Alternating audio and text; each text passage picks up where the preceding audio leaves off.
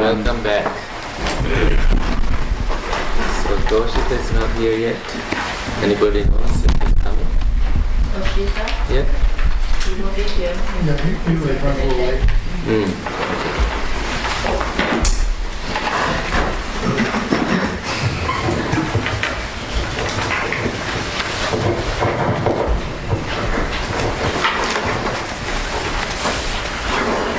Thank you.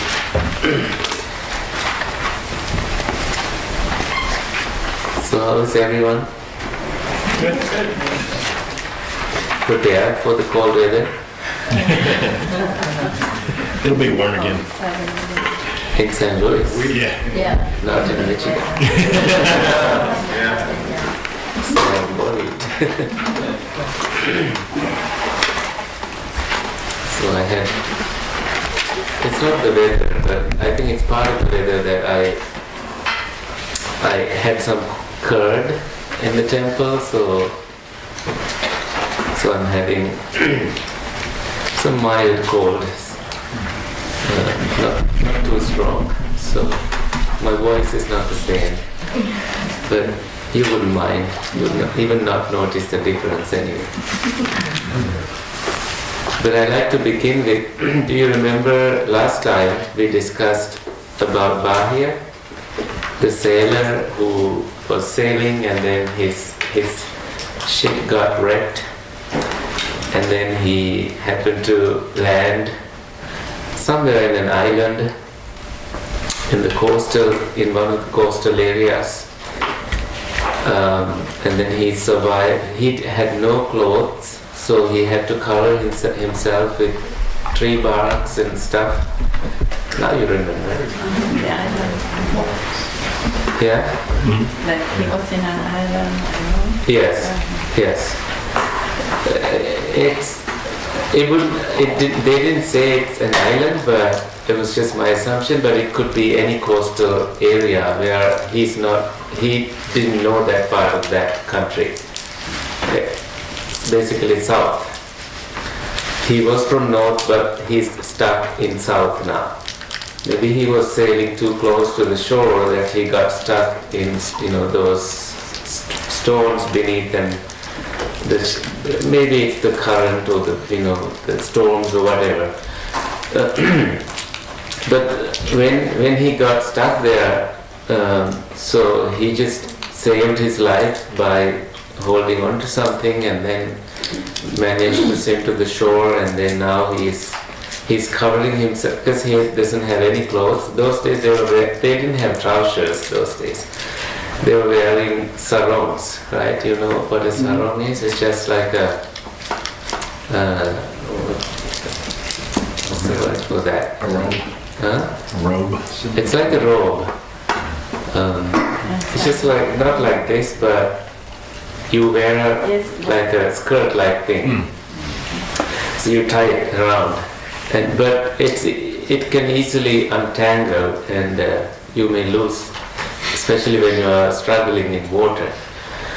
But when he was covering himself with those tree barks, people thought he is a sage and a simple man. So they started offering him food and looking after him. That made him also get that mindset that I am now a sage. I must be someone who's worthy of receiving these things. So he did his own meditations, and he must have done something good. But he didn't have anything now that he knew. He may not even have thought that he's going to make it back home, because he was not sure where he was. So that's his story, but I think we read that story last time. And somehow when he was there too long, he thought he was an enlightened person already. Now that he has lived a life like this, he thought he can live like this and continue to live that way for a long time. So in his mind, he thought he was already an enlightened being. But then a voice came from air, one of his friends from a former life, It says in Pali, Purana Salohita Devata, a deity who was a blood relative of him in the past, said, "You are neither enlightened nor you know the path to become enlightened." So this shocked him. And then he asked, "Who is enlightened in the world? Is there anyone who is enlightened? Can I go find him?" And then the voice said, "Well, the Buddha has appeared up north. If you go there, you will be able to find him." So this man decided to leave everything. Well, he didn't have anything to leave, but he left. He left that place and then went looking for the Buddha. So the miracle is that he went from south to north in a short time, and people have, writers, scholars have many things to say about that. Maybe he had psychic powers because of his own meditations. Maybe that heavenly being helped him, like someone having an accident and you say, "God save me." that kind of help. Maybe he was a fast walker. But in those days they didn't have cars or airplanes, but he made that journey in a short time. And then at the time he approached the Buddha was on his way for alms round. The Buddha said, "This is no time for teaching. I have to go," because there is a certain time he went for alms round. He had to finish it before some time and then take that meal, because he already promulgated some rules to his students, so he has to follow those rules as well. But then Bahir didn't give up. He tried second time, and the third time the Buddha refused, and then he said, "I might die. My life may be at risk. You should teach me something." Maybe Bahir kind of knew that perhaps he was walking like a zombie and he was tired, exhausted with all those tree barks, had no clothes, and he was just that weird man. But then the Buddha decided to look into his mind, to his past, to past dispositions. Is that a word you would say? No, what merits he has from the past. Then the Buddha saw that this man has potential to become enlightened. Like if you think logically, he's this man who had abandoned everything, no family attachments. He's just not after any worldly things. So obviously, that kind of a man has potential to become enlightened, right? To give up it. So there's nothing for him to give up. He is a renunciant. It's just that he didn't have his robes. So the Buddha would not admit him to the monastic order for good reasons. The Buddha wanted his monks to be clean, to wear good robes, and to behave nicely. So he would not admit someone like that to his order. So the Buddha decided to teach him. And what did he teach? Ditte dittamattang bhavisati. What is seen is only seen. Sute sutamattang bhavisati. What is heard is only heard. Mute mutamattang bhavisati. What is felt is only felt. So apart from heard and seen, a couple of other things are left from our sensory experiences. You taste, so that's something you feel. You can also, your skin also senses stuff, so that belongs to that third category. And what else? Apart from seeing and hearing, smelling, tasting, physical sensations. and perhaps thinking as well. So what is felt is only, you just leave it there. Don't make a story, don't make any fuss about it, don't, assume that there is a being who is experiencing all this. So you don't become, you don't continue that story, that line of story. So he was prepared to hear something like that. And that was enough for him to become enlightened. He realized it. And then he must have had this discussion with the Buddha that now I want to, become a monk. The Buddha said, I can't admit you like that. You have to go find a bowl and robes. So he was on his way to find a bowl and robe. What happened? Mad cow. Mad cow attacked this man and killed. But then Toshita, that's why I asked if Toshita is here. Toshita asked that question about, there are a bunch of stories about a mad cow killing these men. And they are all men. What's the reason for that? Like Pukusati also got killed. So a bunch of these 7 in the, you see this?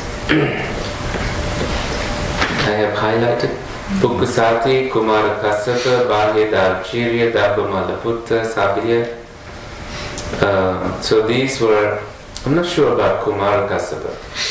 Many of these were killed, by a mad cow. There is a story behind this. All these were friends in one of the previous Buddha's time. And there was a beautiful woman. They invited her to a park, and then she went there, she trusted them, and so they had sex with her, promising that they will pay her like a part of the kingdom or something, and lots of jewelries.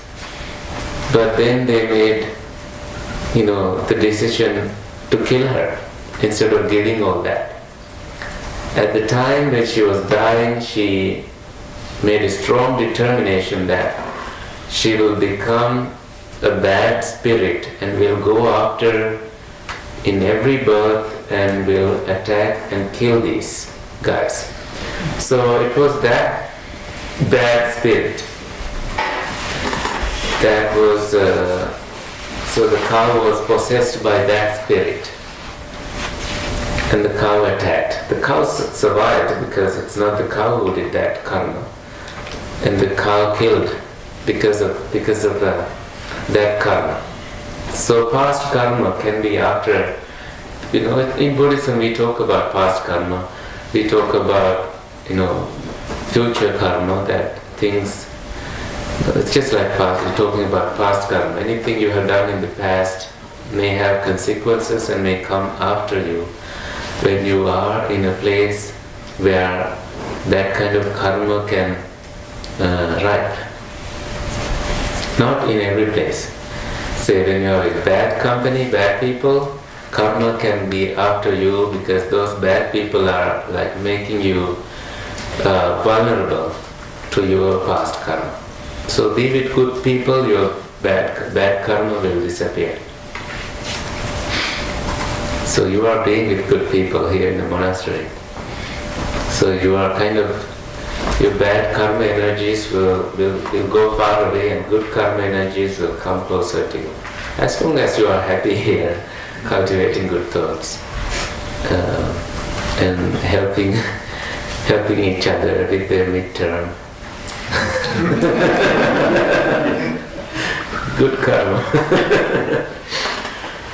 Anyway, that's the story. But today, before we go to any grammar or anything, we want to read Ariya Pariyasana Sutta. You have a question? Just a quick thought. The power of walking, but then going real fast by walking. it reminded me of, I think the Buddha did something similar in the story of Angulimala. Yeah. When Angulimala was trying to catch up with him, right? Yes. So yeah, and I think there might be some other instances that I'm blanking on, but yeah, that's fascinating. It was really captivated by the heaven, or the Dewa or whatever coming down, and saying that, hey, you're not enlightened. So the question I have there was really not answerable, I don't think, is how is that being enlightened enough to know that he wasn't enlightened, that Bahia wasn't enlightened? You know? So. Well, the Deva must have been watching him closely, like, this is what happened to you. You got shipwrecked and I saved your life and now you think you're enlightened. You are not. So, and the Deva can see that, what real enlightenment is. Up north, they talk about enlightenment. There are enlightened ones, and they have a different way that they conduct themselves. But this guy is not like that. This guy doesn't know who the real enlightened ones are, and then how to conduct themselves when you are enlightened. So Isn't that amazing how quick he turned around, though? Yeah. After, sometimes you get these calls, but you never answer them. So, but he answered that call. He immediately made that decision to go up there to find the Buddha. And he must have known that his life was coming to an end in a certain way.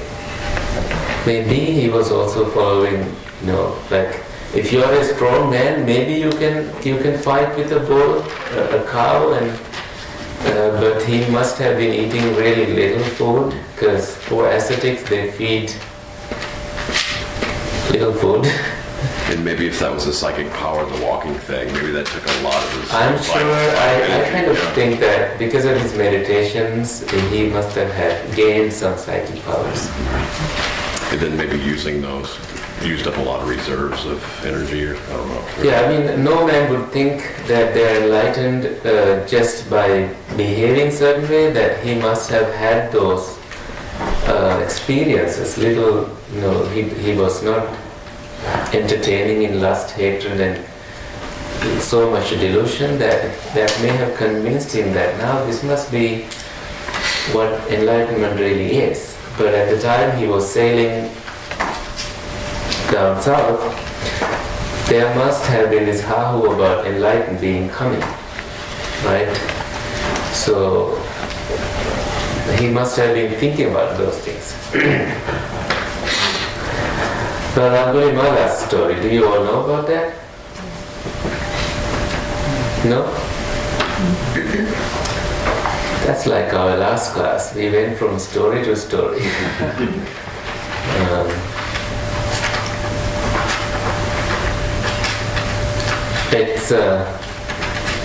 I must have shared that in the class though.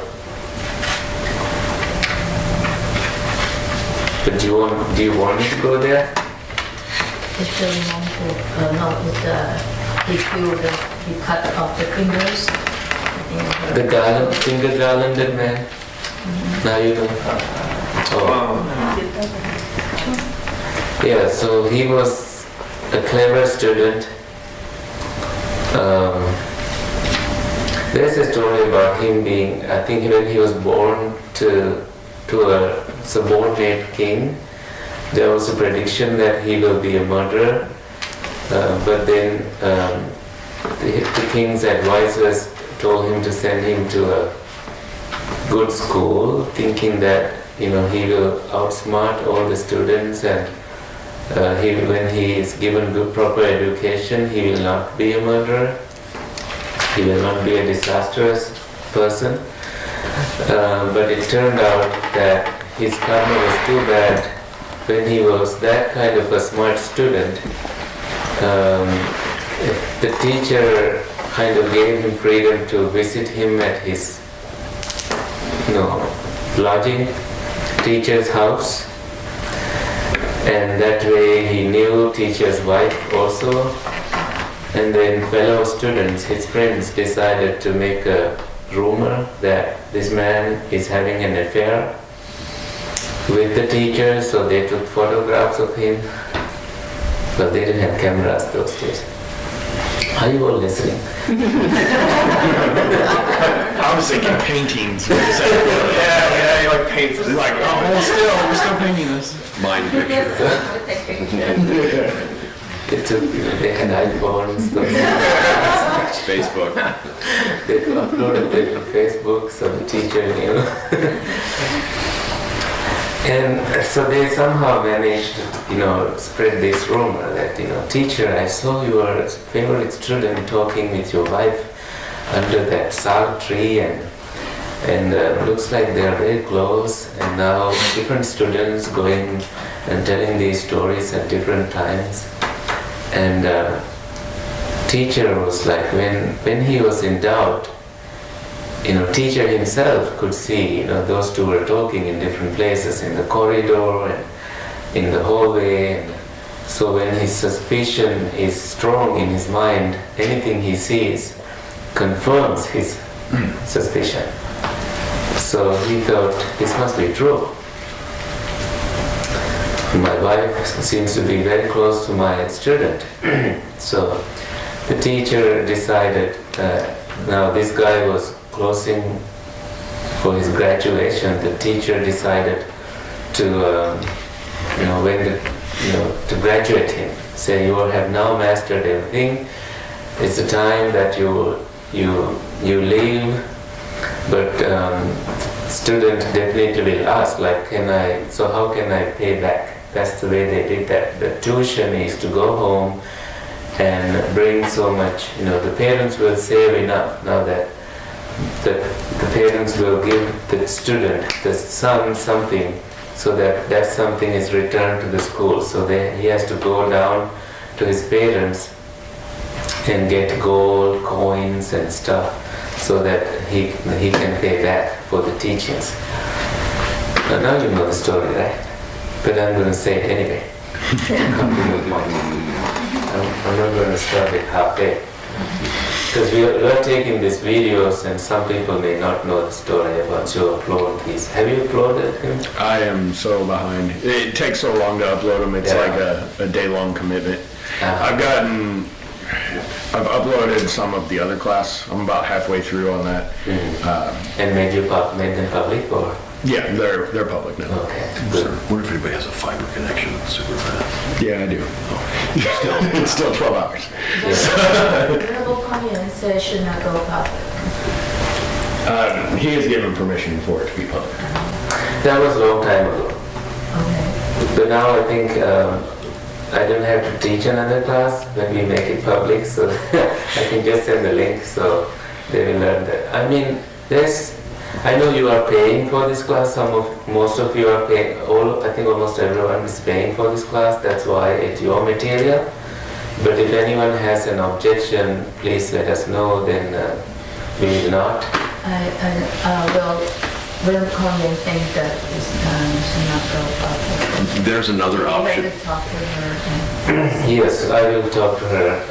There's an I option. have already talked to her about that, but I think she may have a second thought about that. Okay. There's an option in between where you could, if whoever has the link can view it. That's how that's how the other class is set up. I see, okay. Yeah, not really public Right. in that sense. Yeah, like you have to send them the link. It's Right. But there's private where it's just for you, and then there's unlisted, and then there's public. I think it's Mahabhar's property anyway, right? YB, Yeah. I don't know how you upload them. And the other thing is that we as a class can sit together and then start renaming these files. Yeah. So you don't have to do that all alone. That will be a good way to go back to what we discussed. So this summer we did that. So it's a group thing we should do. I mean, that would be entertaining too. Well, the other thing that's taken me a while is I changed the format on here so that I can combine all the videos, because it would break them up. Like one could be 45 minutes, the next one's 15 minutes, and the next one's like an hour. Now I'm trying to combine them to where it's like, okay, here's the morning half, and then so that's 2 hours, and then there's another 2 hours for and then there are less videos. Yeah. You can use a YouTube Studio to do that. Well, with Venerable Konyan is in in the class, whenever she is here, we can have that discussion. So at the class, because it's all of us. Anyway, back to Angulimala. So teacher decided to take revenge. So his suspicion was too strong that he decided to put this man in. Maybe the teacher knew that this man would do anything when the teacher asked, so for it. So what did the teacher ask? Teacher said, I have a big ritual to do. Looks like you are the only one who can fulfill this. I need 1,000 small fingers for this ritual. And for that, you have to go into a forest and then hide there and not let anybody know that you are hiding there, and then kill each person and just cut their small finger, not all the 10 fingers, which means you have to kill, for 1,000 fingers you have to kill 1,000 people and so collect them and then bring them to me. Wouldn't it be 500 because there's 2 little fingers? It would be 500 too. But the problem is when he was killing them, fingers get rotten, so he had to kill more. He had to kill more and more and more. So the ones that he killed earlier, and people stopped coming through that forest, that they didn't want to go. This man was not stealing anything, he was just killing for nothing. And people were really complaining to the king. The king sent so many troops, so he killed them all because he was that smart. He was good at archery and stuff. So when he collected 999 fingers, at that point his mom knew that the king was marching towards that forest with about 1,000 or 2,000 people with weapons to kill this man. And his mom went to that forest, at which point the Buddha also knew the story that this was going to happen, that his mom would go and this man would kill. But the Buddha also knew that this man was a smart, very, very smart person, because his story must have spread as a rumor. And the mom was getting closer to where this man was living. He was living just like a recluse, just a reclusive life, hiding in a cave, just stealing, maybe like begging food. He must have not begged because if he showed up, but he must have had enough food from those people that he killed, that he steal the food.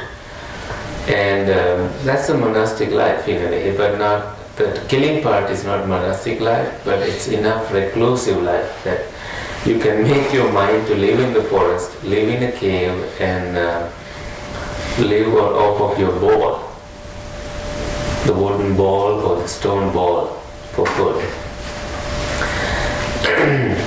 You all look so serious. Your book's open and you're ready to take notes. What's happening? You don't have to.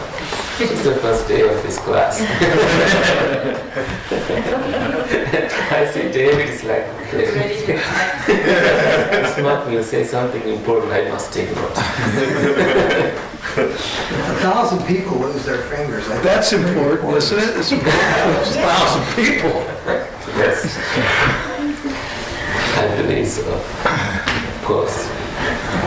Anyway, the Buddha didn't want him to kill his mom. Why? Because that's the major sin. One of the Yes. serious offense.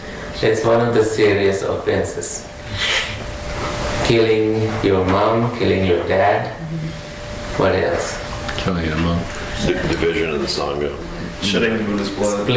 Splitting monks, like causing schism. But there are 2 more. Death of killing an arhat. And rape. Killing, division of son, that's the last one. But 2 more. Rape. Shedding blood of a Buddha. Shaking blood of a Buddha or killing an arhat. Not or, but and. Killing an arhat. So if you do any of these, you're off the boat. You may listen to the teachings, but you will not be enlightened. So Angulimala was just thirsty for that one finger. He would not even recognize his mom at that point. So he decided. He saw that woman coming, an old woman. He may not have even seen his mom in a long time. So he was just coming towards. He could see from the mountain that this woman was coming. And then suddenly the Buddha appeared. The Buddha also was coming towards this man. And the Buddha made it appear that the Buddha was walking slowly, but this man could not catch him. So instead of killing that woman, the Buddha, so the man thought, it's just this recluse. I may as well just kill him. Maybe easier to. It's just, it must be better that it's just a man that I kill. No matter how fast he walked, he could not reach the Buddha. And then, while walking, so the man said, stop, man. Stop, man. And then the Buddha, this stop recluse, the Buddha said, I have stopped. When will you stop? The Buddha was still walking when he said that. So this man thought, he's still walking, but he's saying this, that he has stopped while still walking. So this made him think that this is not a normal person. That I am one of the strongest men and I can't catch him, that this man seems to be walking very slow. Maybe he has come to help me. So that's the moment that he threw away his weapons and then he decided to surrender.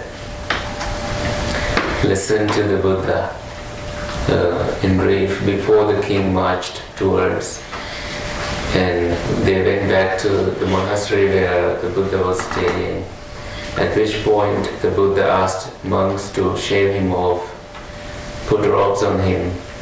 The Buddha stopped, because the Buddha was living close to the forest, in the forest basically, but the forest is a monastery. The king knew that the Buddha was living in that forest, decided to visit him on his way to catch this man. And when the king reached to that monastery, to the place where the Buddha was living, they had a conversation. The Buddha was like, why are you with such retinue, with so many weapons and armories and infantry, and are you marching towards a war? And the king said, no, we are here to go kill that man called finger garlanded man, who seems to be living in the same forest but deep into the forest. So we are on our way. We need your blessings. So what if I catch him and then make him a monk? That was like, for the king it was impossible that the Buddha would do that. But the king said, yeah, we would take care of him just like any other monk, that we would show him respect, take care of him and all that. And the Buddha said, look, that is that man, recently ordained, just about an hour ago. And the king started like frightened and shaking. He couldn't control himself. And the Buddha said, don't worry, he's not going to do any harm.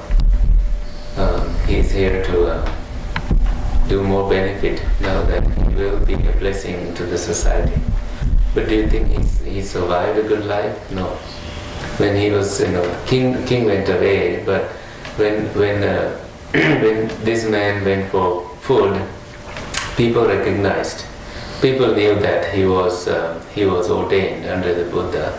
That's miraculous, but no good reason for people to forgive him. So people threw stones at him instead of giving food.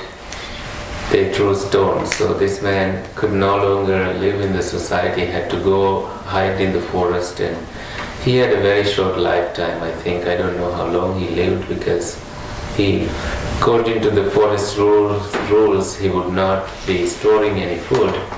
So he had to survive like disguised, and must have been very difficult for him to do that.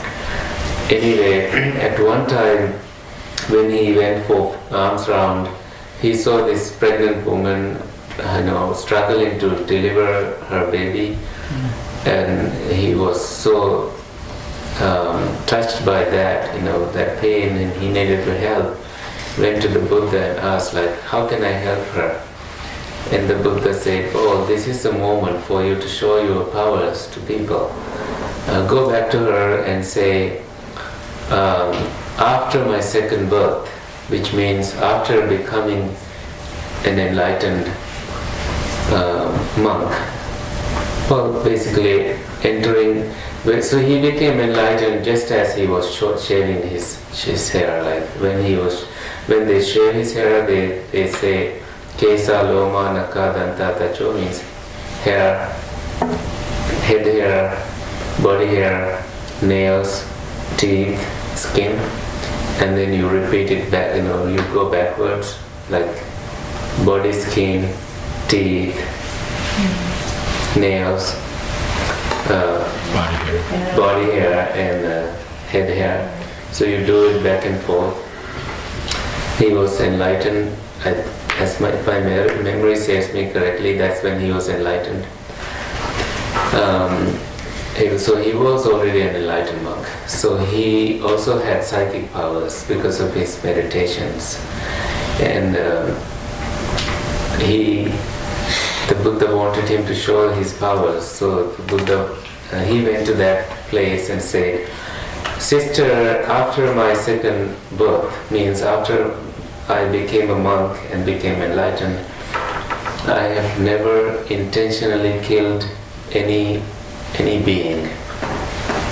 By the power of that truth, may you deliver this baby easily."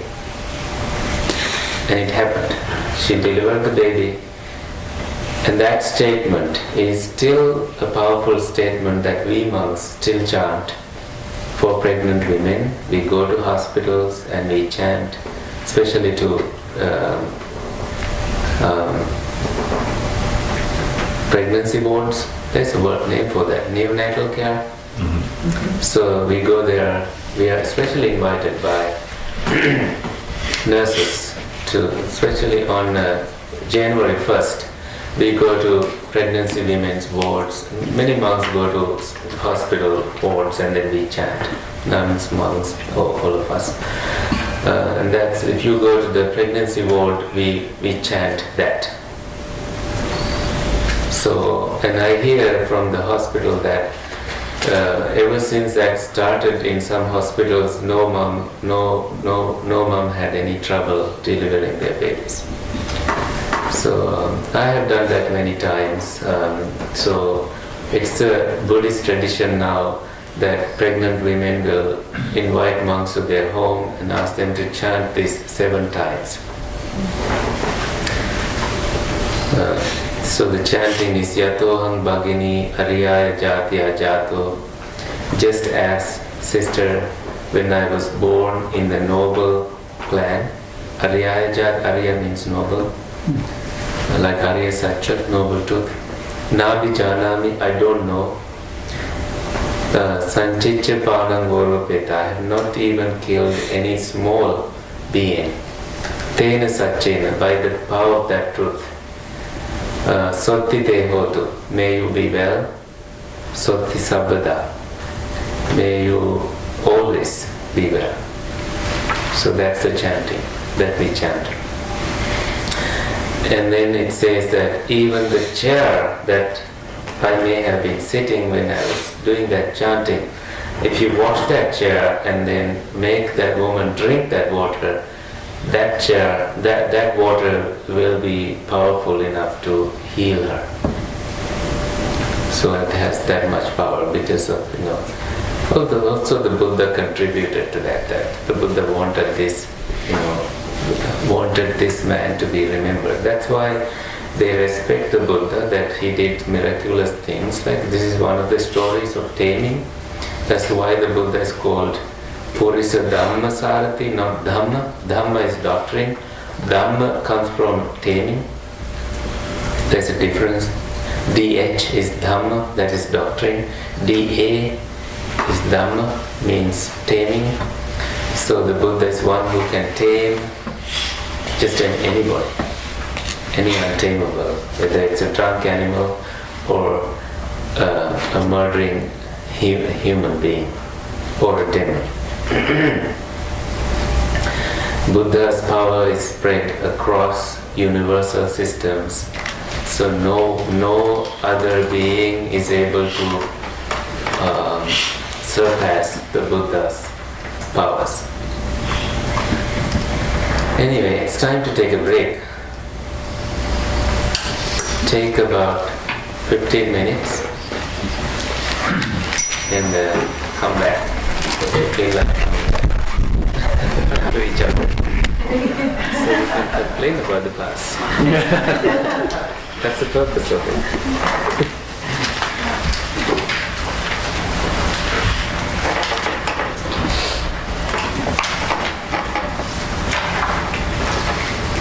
So I got this call from one of the musicians in Sri Lanka, and he wants me to send some pictures of you. Is that okay? I take some pictures? Yeah. Smile. Beautiful. Nice. You really know how to pose for pictures.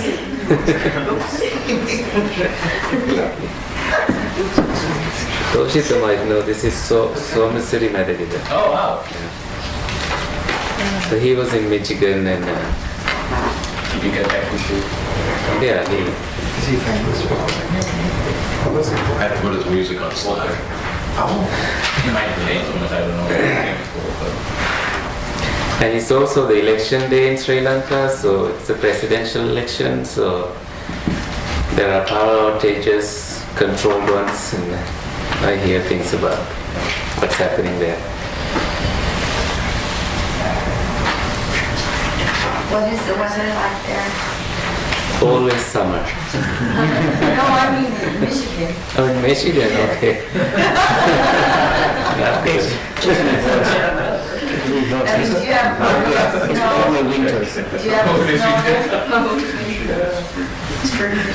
Michigan is always winter. It's -2 Celsius. That's terrible. So we had 2 storms and looks like it's gonna snow on, I don't know if this is rain or snow. Rain. It is rain, so Rain up there. Freezing rain. yeah, so that is Michigan. You see this? Yeah. 3 days ago. Wow. Yeah. You got enough for See, power. this is news. Like Detroit's cold weather just broke a 180 years old temperature record. Yeah, this is very cold, very cold. No, it will be very cold. It's pretty. I need to go see the ice skates.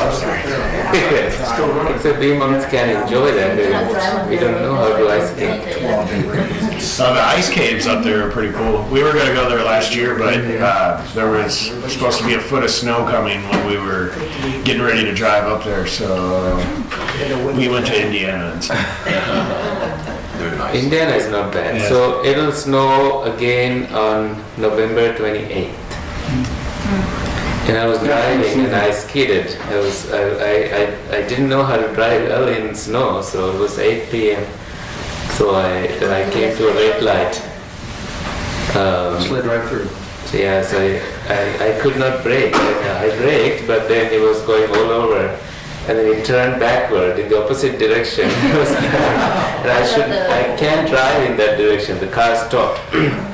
Fortunately, no other vehicles around.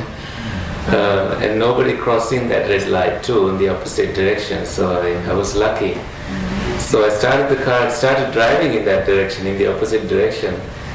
And people were warning me not to go there, so I knew I had to find a spot to cut through and then go with the other lanes, other direction of the roads, and straight home. I didn't want to go where I was going. You need to go to a parking lot and you learn how to make it spin and learn how to react. I did not react. It's only afterwards I had the feelings about it, how dangerous it was. At the moment I was wearing seat belts, I was like, okay, I'm going to hit that pole, but it did not. That's the moment that some heavenly being came and helped me. Did you change your tires to? I should, but they say it will not help though. With And that. one of the tow truck guy told me he was from there, and he said he drove. People always do not know how to drive and not knowing you set the brake and Mhm. start to spin. You have to put on neutral, Oh, and then Tap the you brakes pump and your tap. brake. You don't step it all the way, just pump, and it will stop and you Tap. speed, stop and speed, but it not speed that far. Yeah. So you put on neutral, yes. and then he told me that. So This was not highway, but it was a four-way lane, four lanes. yeah. In one way, all one way, and if I have to go in the other direction, I have to cut, make a left turn and sharp left and then go in the other Could direction. it be that there were no cars around because they got the word out? Monday on the road! That's also what the work of heavenly being. I was telling Mr. Huang about that story. Anyway, let's read the Noble Search. So this is called Arya Pariyesana Sutta. Can you say that out loud?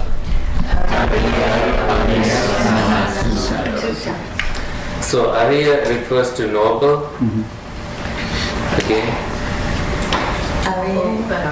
Pariyesana refers to quest, like search, noble search. So this is from Middle Length Discourses, Majjhima Nikaya 26. So it's also called Pasa Rasi Sutta. Pasa Rasi Sutta.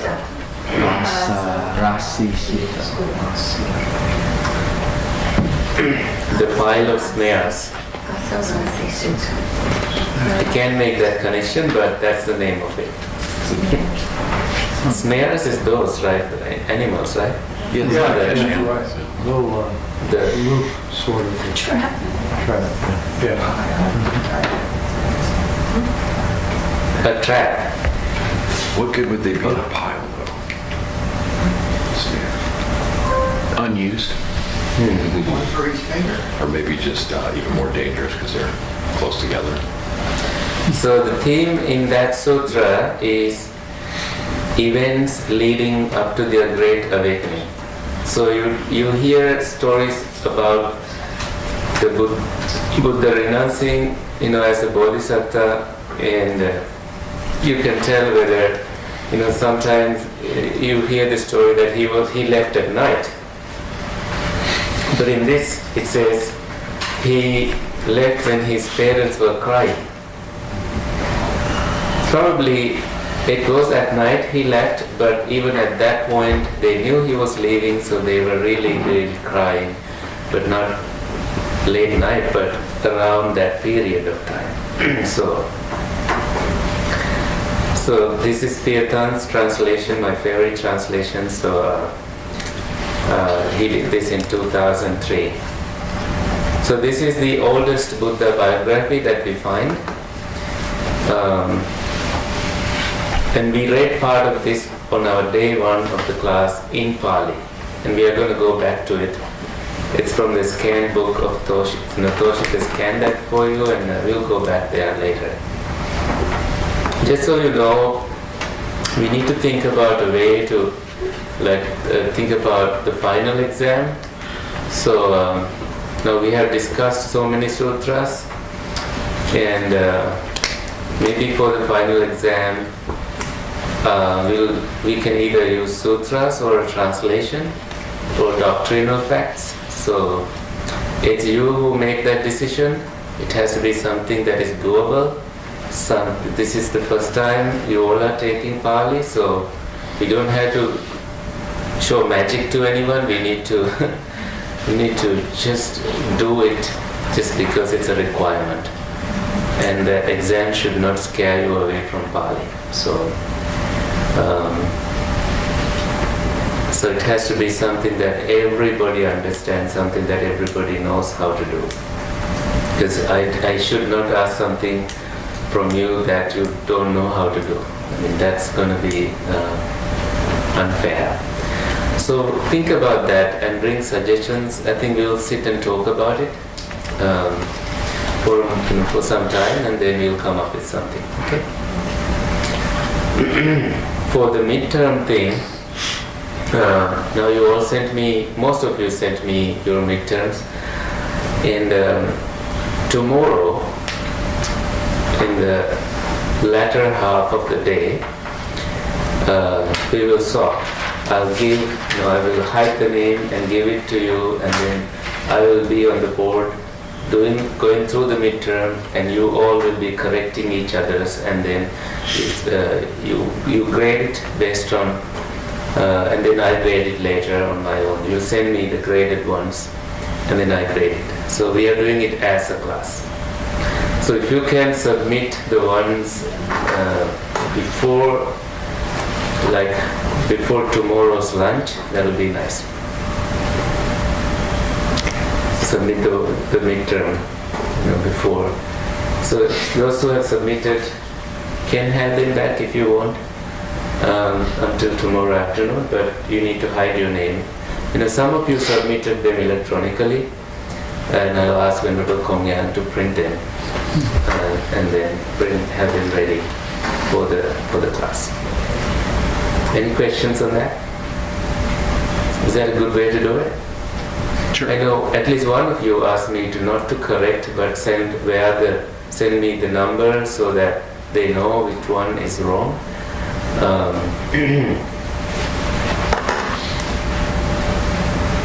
You'll find out tomorrow. So, if that is unfair, please let me. So we are going to read his introduction first before we go to the sutra. So here, towards the latter part, you'll find the sutra in this long description.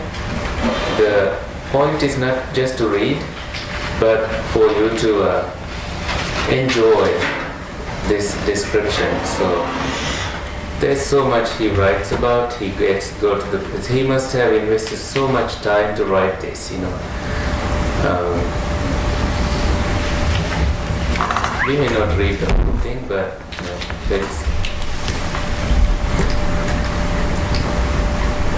see, this is the beginning of the sutra.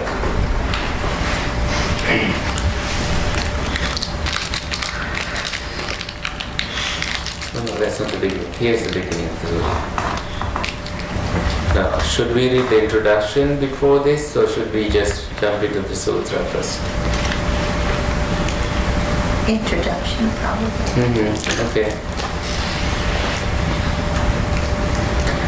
Yeah, so then you know what you are reading, right? So let's read as a class. Can you all read this? Is it legible? Good. Oldest Buddha biography. The Arya Sutta comprises the earliest records we have of the events attending the Bodhisattva up to his great awakening. The key sections of the sutta are as follows. Location and occasion for the sutta. The two kinds of quest, pariyesana. The ignoble, the worldly quest, and the noble, which leads to awakening. The two teachers, Alam and Uddata Rama Buddha. The ascetic striving self-mortification and Uruvela only briefly mentioned. The great awakening the Dharma's depth, the hesitation versus Brahma's supplication, and the Buddha's decision to teach. The journey to Uruvela, Upaka, the 5 months, the first discourse, the Pasa Rasi Sutta. The Arya Sutta has parallel in the Chinese Agamas and Majjhima Agama 204 and has the title Rammaka. If you want to read Chinese. After the, what is that? Law more. After the name of the Brahmin in whose hermitage where the teaching occurs. So Rammaka is the name they gave, so that's where the teaching occurred. So the Chinese Agama has Rammaka as the title of the sutra. So Chinese Agama also has it, means it's one of the oldest recordings. Majjhima Agama 204 has been studied in detail in Tikmin Chou. Analo has done an interesting comparative study of this sutta with the Chinese Agamas and other sources in his book, a comparative study of the Majjhima Nikaya.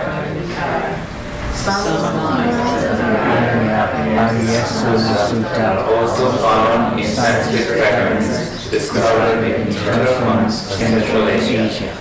Many scholars agree that the earliest account of the Buddha's renunciation and awakening is found in the Arya Sutta.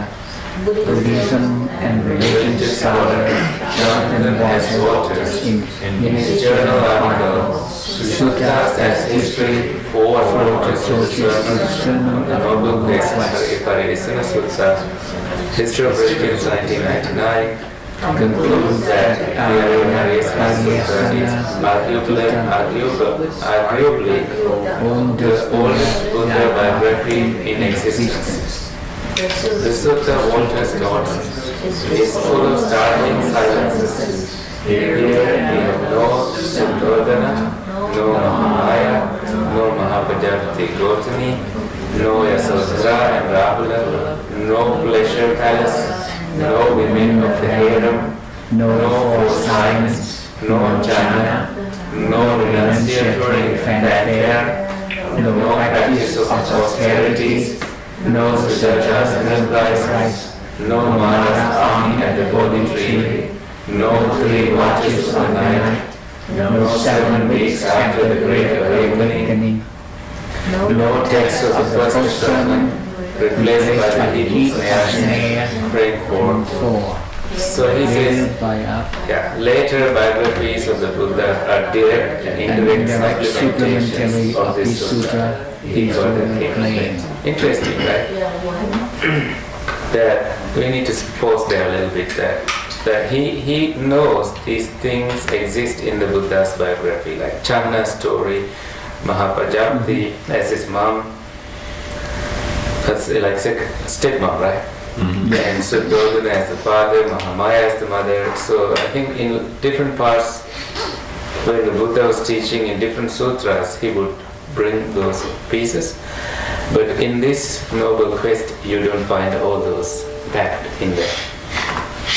If he did, it will be like endless stories in that sutra, which will be interesting though. As such, the story of Suddhodana as a powerful and a wealthy king is very likely a later legend.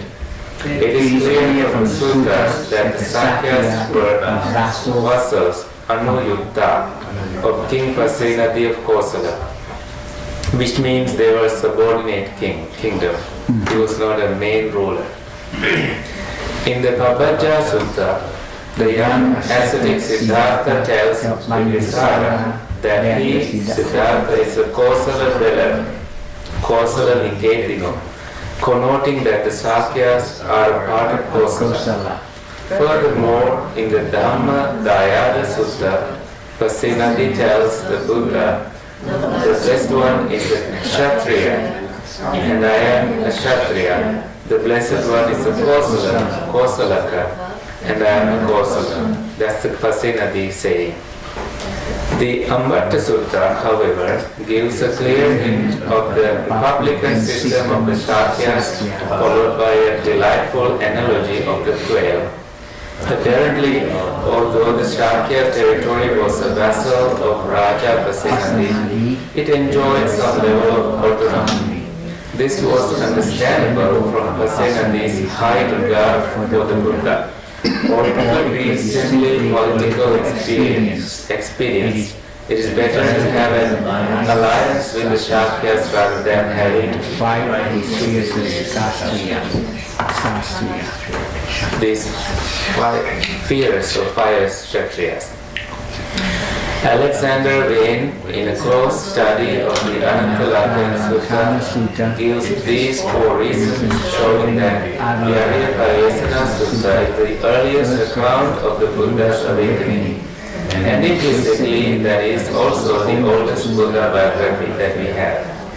The awakening of the group of 5 monks is described in identical terms as that of the Bodhisattva's noble quest, as found in the Arya-Pariyesana Sutta. What is that saying? The awakening of the group of 5 monks. You know the 5 monks? Yeah. Kondanya, Wapa, Badya, Mahanama, Asaji. These were the attendants, and then later they abandoned the Buddha, and then the Buddha came back to them after his awakening, and they were like suspicious, but they could not hold their stance, but they decided to attend to the Buddha. Mm-hmm. So what is this line saying? The awakening of the group of 5 monks is described in identical terms as that of the Bodhisattva's noble quest. Oh, so their awakening is explained with the same terminology just as the Buddha's awakening terminology. So Buddha talked about his awakening using some language, and the same language is used to describe the awakening of these five. If you don't understand any part of this as we are reading, sometimes we get carried away with different thoughts. Please raise your hand so we will stop. Yeah. Why is he referring to a Bodhisattva instead of Buddha? So that makes it interesting. So I think Bodhisattva is the one who before awakening. Yeah, so that's what I'm trying to point out. So I feel like he's trying to say they all had similar goals, maybe? Absolutely.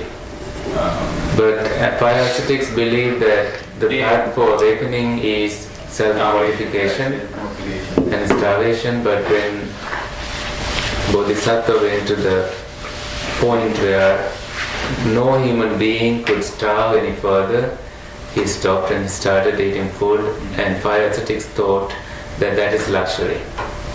Decided to abandon it.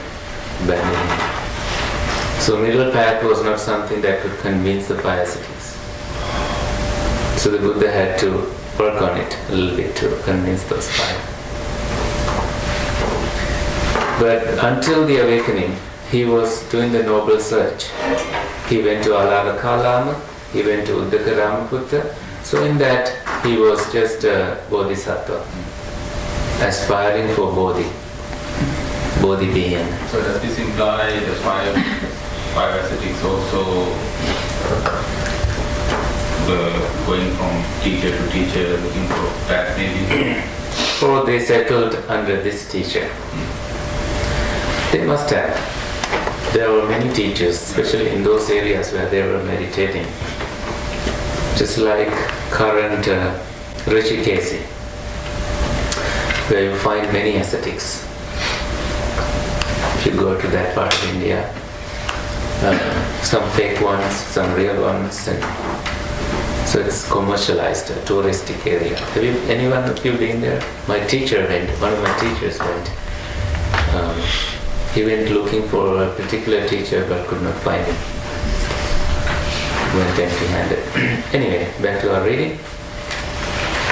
The Arya-Pariyesana Sutta version of the 5 monks' liberation is remarkable for at least the following reasons. First, not only are the description of the awakening of both of them given in the same words, The Bodhisattva and the five monks too are said to have attained Nirvana, Nibbanam Ajjagamam. In the case of the Bodhisattva, and Nibbanam Ajjagaminsu in the case of five monks, because it's in the plural. This is the only place in the suttas where the awakening of the Bodhisattva and any monk are identically described. Interesting, right? Well, Arahants are also called Buddhas since they are awakened. That's the meaning of Buddha. So, interesting. Here it says something slightly different, the terminology question, like which way that was described. Anyway, let's read on. Second, the Aripariyesana Sutta is the only Pali discourse in which the periscope describing the post-awakening knowledge is applied to persons apart from the newly awakened Buddha. The five monks are similarly said to have recognized their awakening with the formula: unshakable is our freedom of mind, this is our last birth, now there is no more birth for us. Third, says when there is no other account of liberation, awakening, in which the expression to attain Nirvana, Nibbana, Adhikam, is used anywhere else in the suttas. This is true of the two words in the past tense, Ajjagamam and Ajjagaminsu. But other forms of the phrase, Nibbanam, Adhikam, do occur in the suttas. Interesting, almost all of them are in verse. However, none of these phrases or sentences refer to the Bodhisattva's awakening. Hence, Wayne's point is still true and useful. And fourth, this is the only sutta which is set in the hermitage or ashram, asana, of a certain Brahmin called Brahmaka, who is not otherwise mentioned in the Pali canon. These peculiarities, concludes Wayne, suggest that the Aripariyesana Sutta contains the earliest account of the Buddha's awakening. Okay. As long as it's not made up. Gautama as Bodhisattva and ascetic. Renunciation and self-mortification. The Majjhima's commentary calls this discourse the Pasa Rasa Sutta, the discourse on the pile of snares, referring to the simile in that section. It is an example of the rare documentation of the Buddha's life as a Bodhisattva. In this case, from his awakening with Alara Kalama and Uddaka Rama Buddha up to the Great Awakening. Here is the well-known sub-passage on the Great Renunciation, which says that Siddhartha goes forth. While still young, a black-haired young man, endowed with the blessing of youth, in the prime of life, though my mother and father wished otherwise, and begged with tearful faces, I shaved off my hair and beard, put on the satin robe, and went forth from the household life into the homeless life. There you don't see the story of crossing the river Neranja with one jump, from this shore to the other. But Neranja in those regions is absolutely small because that's where the river starts. So from crossing that doesn't mean you cross about 1 mile width of a river. Or maybe it was wide enough that it was impressive that horse crossed from this end to the other. Who knows? I was not there to see. None of us were there to see. But those are things that are like meat added to the story to make people impressed about his renunciation. So here it says just this part that we will also read in the sutra. Are you enjoying this? Okay, please read more. This great renunciation periscope is common to all the pre-awakening narratives in the Majjhima. The Aripariyesana Sutta, however, omits the accounts of his self-mortification and the details of the great renunciation. These are, however, found in the following discourses. Bhaya Bhedava Sutta, that's Majjhima 4, Maha Sihanada Sutta, Majjhima 12, Maha Satchaka Sutta, Majjhima 36, Bodhi Rajakumara Sutta, Majjhima 85, Sanghara Sutta, Majjhima 100. Good to know, right? So, and in part recounted in the Vinaya 1112, the Digha Nikaya, that is long discourses, the Anguttara Nikaya, and the Udana, that's called joyful utterances, and the Sutta Nipata, collection of sutras. It's a small booklet that is now translated into English by Bhikkhu Bodhi, a great translation. He added the commentary also to each sutra. So, for example, Metta Sutta is found in Sutta Nipata. So the commentary to that is also now attached to that in Bhikkhu Bodhi's version. So I have the PDF, but I can't share it because that's the property of Wisdom Publication. When I was working there as an intern, I had to edit that. So I have that version, but not the published version. So it's not ethical to share that with a group. But it's not that expensive if you buy Sutta Nipata. I think, I don't know how, this is Sutta Nipata. Oh, is PDF available? There you go. Somebody uploaded that. Is that the Bhikkhu Bodhi one? Yes. I'm glad someone did. Let me share this with the Slacks group. Oops.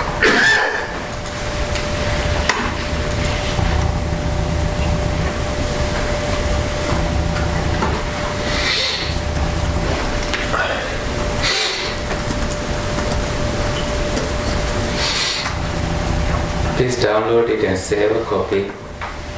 So let me find you.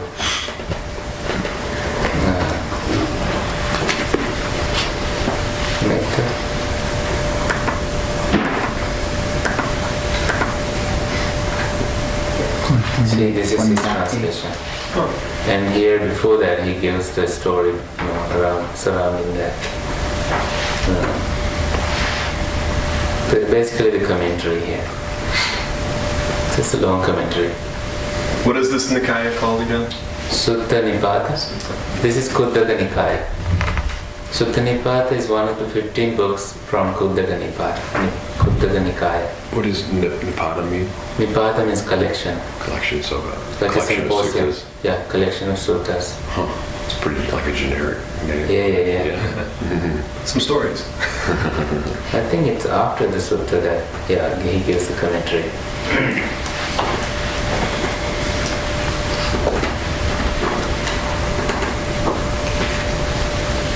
So this is the commentary, looking for the story.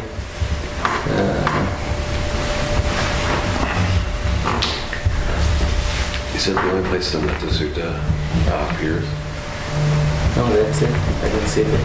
What was your question? Is that the only place the Metta Sutta appears? Isn't that? Yes. Yeah. But you'll find different versions of it, but not this way, not a way that you can chant. I'm looking for the story, so maybe.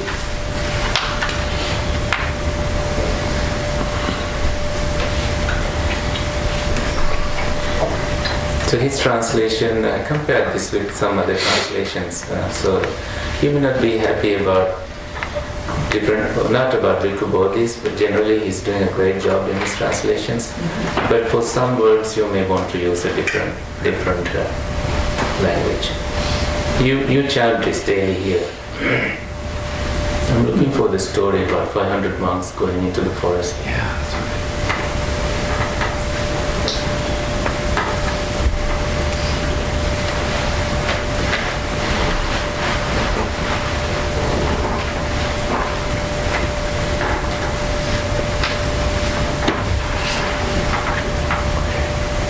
Is that story, what sutta is that story included in too? Because it's not, that story isn't in the Metta Sutta itself, right? With the That story is in the Metta. Oh, it is? Okay, yeah.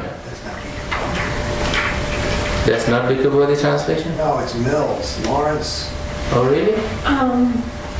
From Scotty Mills. Oh, no. So that's a different person. I'm sorry.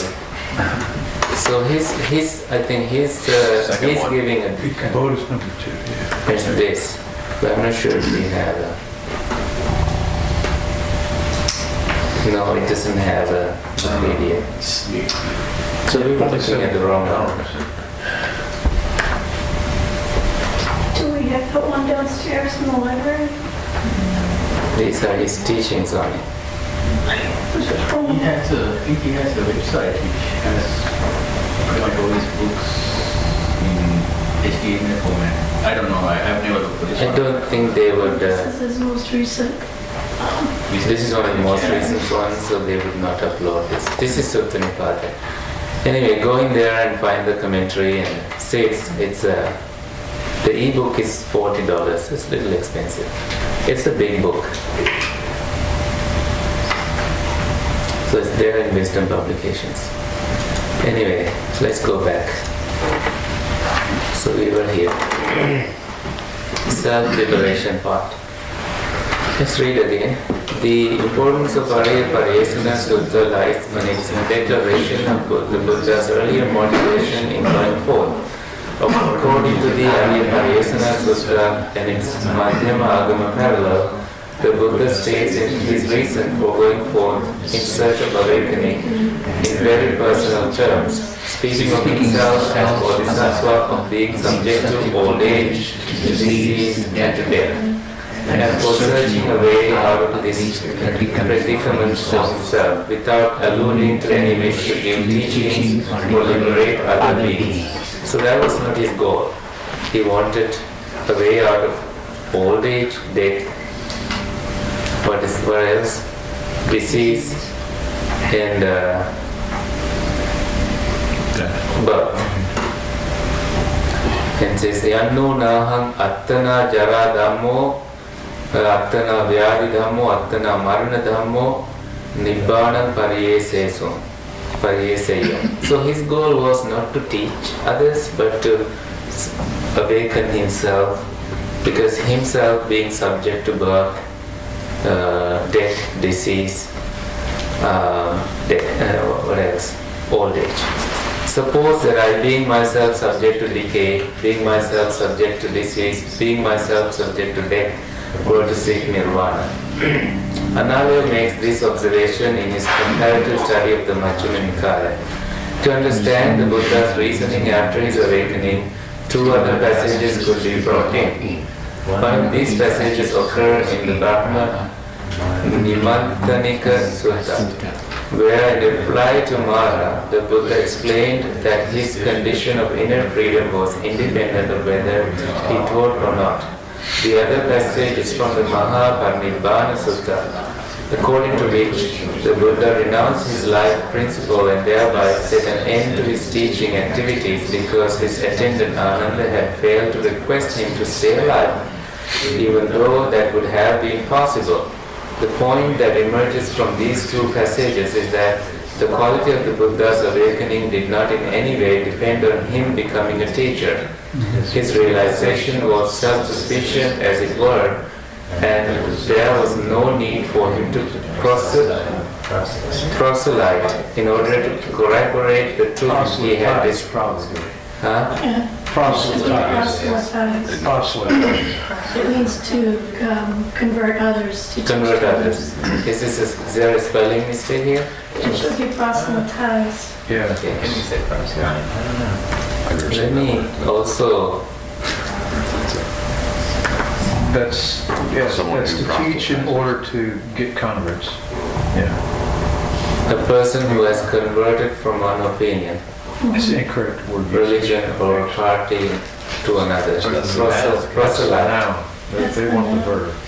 Oh, so they should not use that. Proselytize. Okay. Now we know. Venerable Analayo is German-born, not a native English speaker. But he didn't He's write that, got though. 3 languages he's working with there.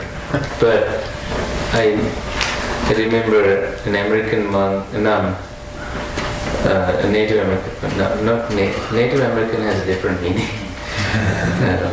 Born here, speaks English. She couldn't tell Venerable Analayo was not born here. She thought he was born here. I Because of kind of feel his, sorry for Ananda. well, Ananda, all you had to do was ask him to stay a while. yeah, well, Ananda was already under control of Mara at that time. So that's the responsibility. Can you say anything about the renouncing of life principle? What? It says, according to which the Buddha renounced his life principle. Oh, this is teaching. What does that mean, renouncing Where life principle? are we? Huh? Where are we in the reading? Oh, right after the second bold letter, according to which the Buddha renounced his life principle. Oh, means he renounced his jivitindriya, the life, the full, that he could have lived more than 100 years or more than that. He now left his, now he made the decision to pass away at a certain time. Means you give up living. Yeah, because you can't kill a Buddha. No, he didn't attack himself either. Yeah, right. In order to corroborate, did I answer your question? Yes, thank you. In order to corroborate the truth he had discovered. Once he had been requested to teach, he did so, but when on a later occasion he was not requested to continue teaching, he stopped teaching. Interesting. This is the thing I love about Analayo. He observes these things and he writes about those. Very, very sophisticated thinker. So when did he stop teaching? At the point where Ananda did not request him to live long to teach. So this was very close to you? Yeah.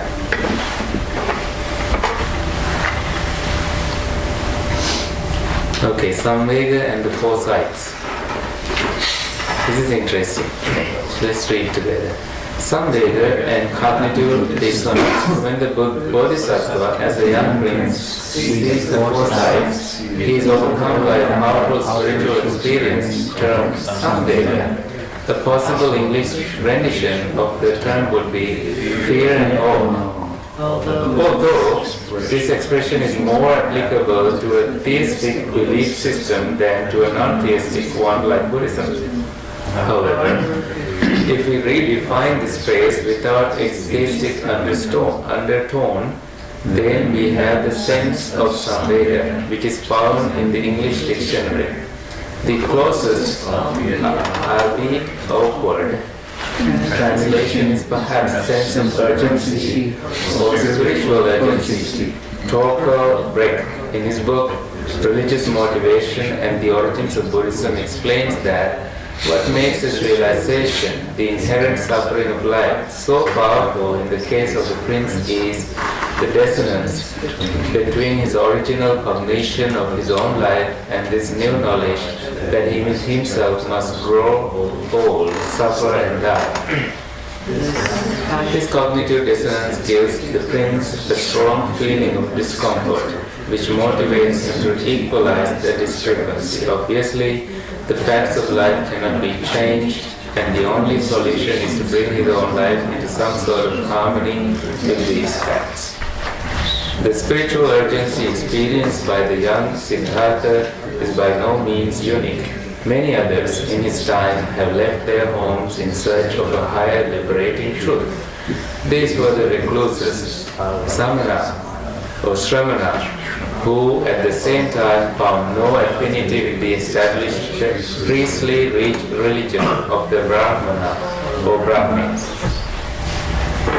The four sides. In the Sukumara Sutta, the Buddha recounts how powerful religious emotion Samvega overcame him as a bodhisattva when he reflected on the true nature of life. Bhikkhus, amidst such splendor and wealth, and because of such an exceedingly delicate life, this thought arose in me. An ignorant, ordinary person, though by nature would himself age, decay, and being unable to escape aging, decay, feels distressed, ashamed, disgusted, when seeing an old or aged person being forgetful of himself, his own situation. Now I too, by nature, will age and cannot escape aging. If bhikkhus, when seeing an old or aged person, I were to feel distressed, ashamed, disgusted, that would not be proper for one like myself. When I reflected thus, bhikkhus, all my intoxication in youth vanished. Again I reflected, an ignorant, ordinary person, though by nature would himself suffer disease and being unable to escape disease, feels distressed, ashamed, disgusted, when seeing an ill person being forgetful of himself. Now, I too by nature will suffer disease and cannot escape disease. If bhikkhus, when seeing an ill person, I were to feel distressed, ashamed, disgusted, that would not be proper for one like myself. When I reflected thus, bhikkhus, all my intoxication with health vanished. Again I reflected, an untutored ordinary person, though by nature would himself die and being unable to escape dying, feels distressed, ashamed, disgusted when seeing a dead person, being forgetful of himself.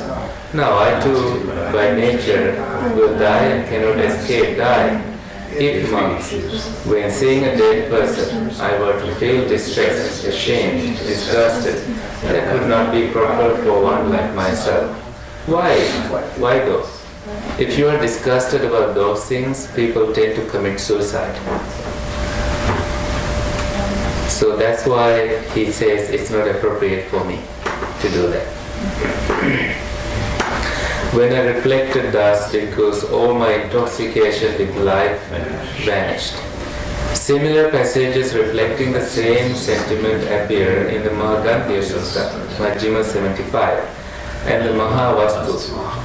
That's not a Pali canonical one, it's a different.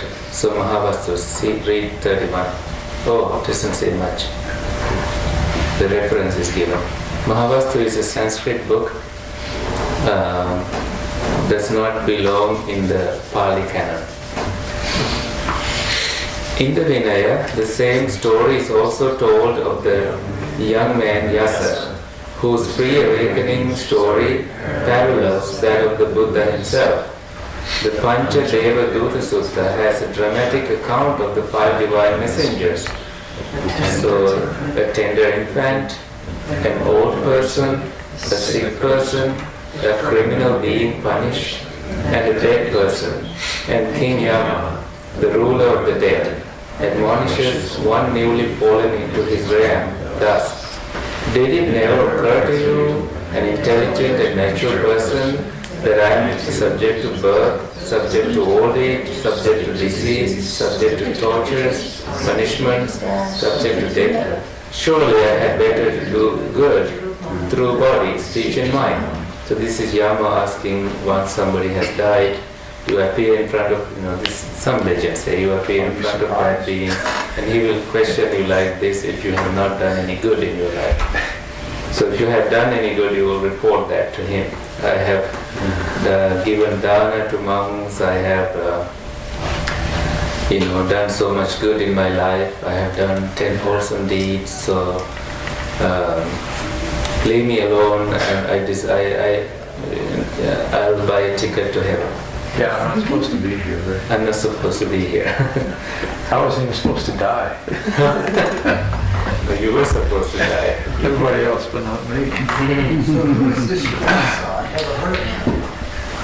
Yasa is he became a monk. Yasa story, I think. Let me see if I can find something.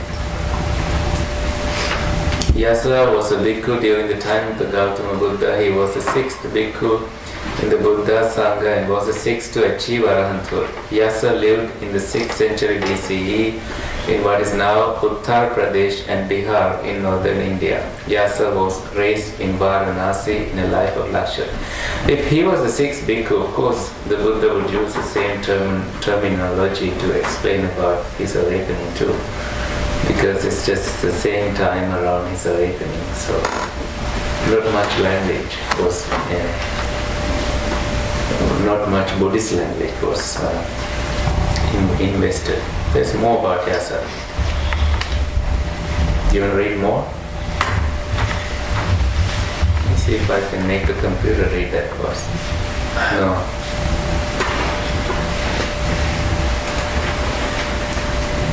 His father was a millionaire. The family home was full of servants, musicians and dancers who catered for the family's needs and entertainment. One day when he had become a young man, Yasa awoke early and saw his female servants and entertainers asleep in a repulsive state. Disgusted by the spectacle, Yasa realized the vanity of worldly life and left the family home muttering, distressed am I, oppressed am I, and journeyed in the direction of Isipatana, where the Buddha was temporarily residing after his first 5 bhikkhus had attained arahantship.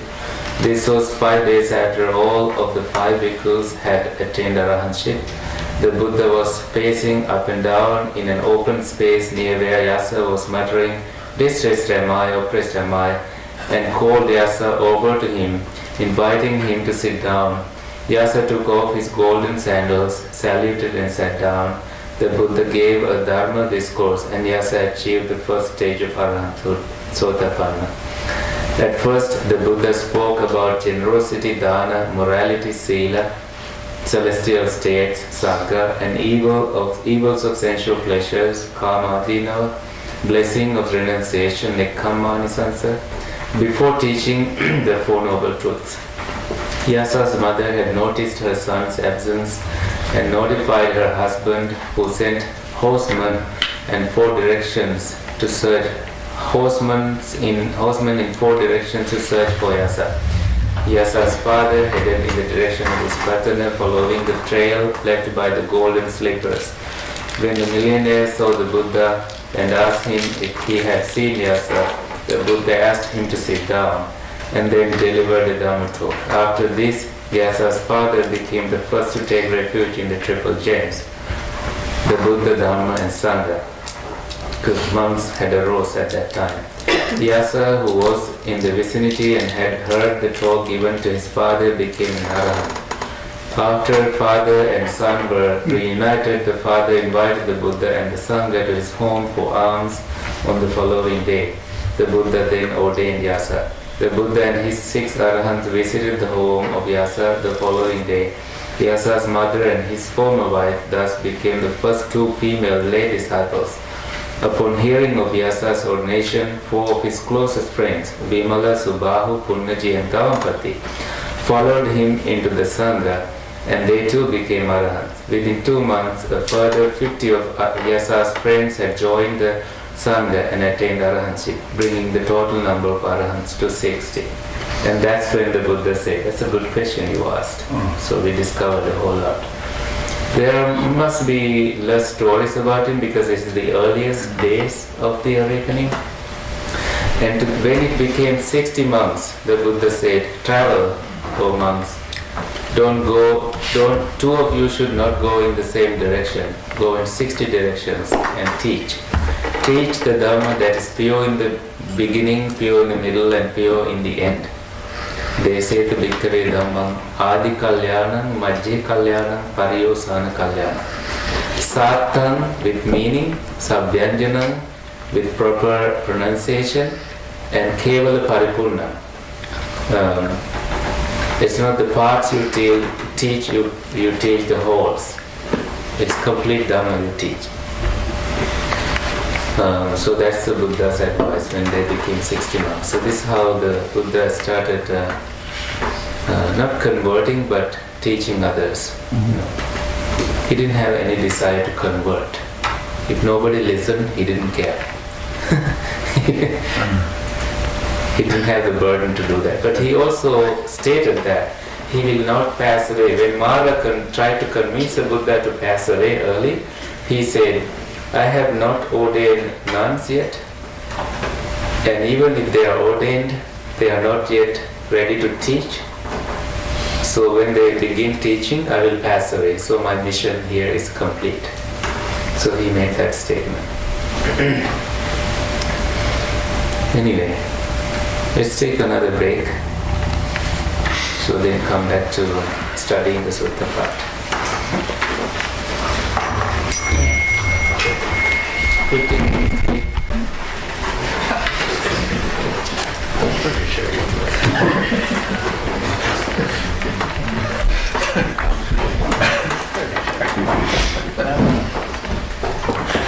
You're right. So studying the sutta. What's on?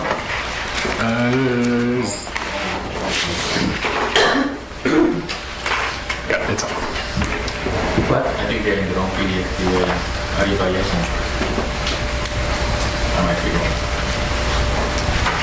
This is a different character. Yeah. Oh, what? Yes.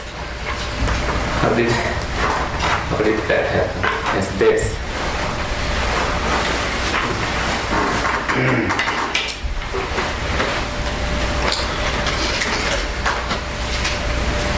So let's read that part. In the Mahapadana Sutta, in the story of the past Buddha Vipassi, we see these reflective passages on the three great deaths, or the three Ds of life: decay, disease, death. 3 Ds. Dramatized into the famous four sides of an old man, a sick man, or dead, a dead man, and an ascetic, seen by the Bodhisattva Prince Vipassi. The ascetic, of course, represents the way to liberation from the three great deaths. What is true of the past Buddha, ancient reciters must have thought, must also be true of our own Gautama Buddha, although no such account is ever found in the Pali canon itself. And so the same epic tale is thus beautifully recounted down the stages of our own Buddha to this day. Alara, Kalama and Uddaka Rama Buddha. Did Alara and Rama teach dhyana? Dhyana with right view. Meditation was well known in the Buddha's time, and it was such a milieu that produced the Buddha and made his presence meaningful and effective. Dhyana too was well known before his time, and of course in his own time too. However, the Buddha made a most significant contribution to the history of religion in discovering dhyana with right view. The profoundly calm and clear mind that is the basis for renouncing all views and directly seeing into true reality. It is in this spirit that we should understand the famous remark by the Devaputra Panchala Chanda, as recorded in 2 suttas of the same name, both called Panchala Chanda Sutta. Thus, in the midst of confines, the sage of vast wisdom has found the opening. The Buddha who has awakened to discover dhyana, the lordly the sage. Sambadevata akasam, okasam, avindi guri medaso, yo dhyanam uji buddho, atilina nisabho muniti. The stanza recorded in the Devaputra Panchala Chanda Sutta is first spoken by Devaputra Panchala Chanda before the Buddha himself, and in the Panchala Chanda Sambhada Sutta, Ananda is recorded as giving a full explanation of it to the monk Uddai. Dhyana before the Buddha's time. Brahma once so at some point held the view that the Buddha discovered dhyana in an unqualified way. When it is said that the Buddha discovered dhyana, it is not to be understood that no one had ever experienced dhyana before. For instance, in the era of the previous Buddha Kassapa, countless men and women achieved dhyana and subsequently realized enlightenment. But in the India of 26 centuries ago, all knowledge of jhana had disappeared. This was one reason that there is no mention at all of jhana in any religious text before the time of the Buddha. Interesting. Yeah.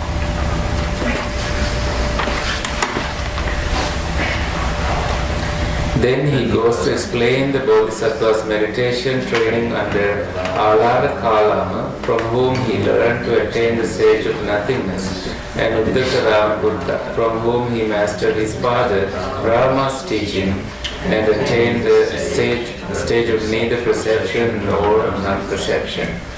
These two attainments could not have been connected to jhana, because the Bodhisattva recalled, just prior to sitting under the Bodhi tree, that the only time in his life that he had experienced any jhana was as a young boy, while sitting under a tree as his father conducted the first flowering ceremony.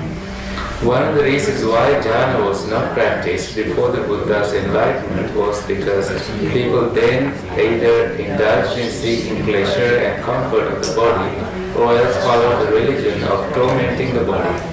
Both were caught up in the body and its five senses and knew no release from the five senses. Neither produced the sustained tranquility of the body necessary as a foundation for jhana. When the Bodhisattva began the easy practices leading to such tranquility of the body, his first five disciples abandoned him in disgust. Such a practice was not regarded as valid, therefore it was not practiced, and so jhana never occurred.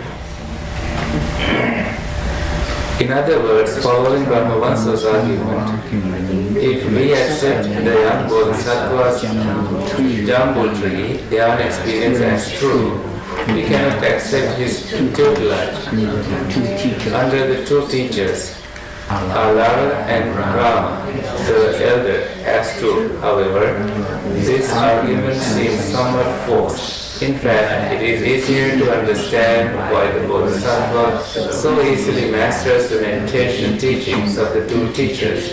That is because he has mastered dhyana, or at least able to attain it even at a young age. Although it is possible that the story of those two teachers might have been a later interpolation, there is no good reason at all to do so. From Brahmavansa's arguments, we simply have no clear evidence reject such well-known stories. What is that from Brahmavansa? To reject, yeah. We simply have no clear evidence to reject Yes. such well-known story. Two is missing. Yeah. That's why See you it's missing. Yeah. We may regard the child Siddhartha's dhyana experience under the jambul tree as a result of his past life experience alone. Or better, we should attribute his ability to attain such a high level of profound meditation to both his past life experience and to the meditation tradition of his days.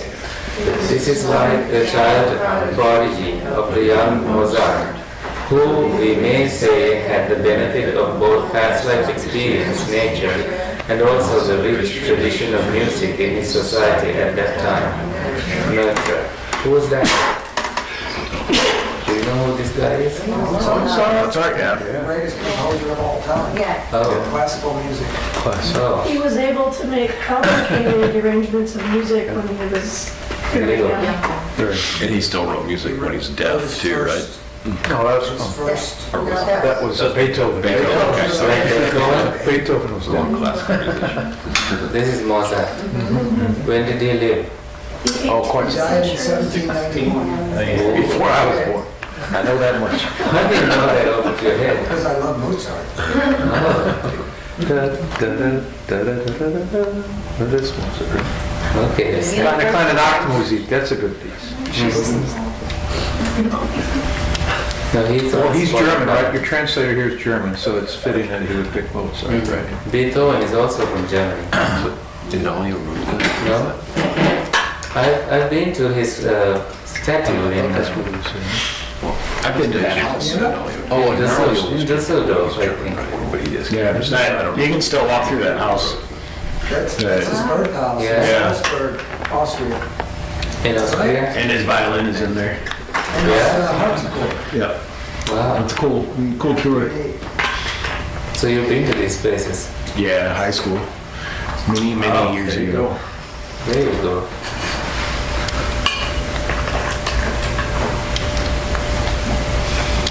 It's playing.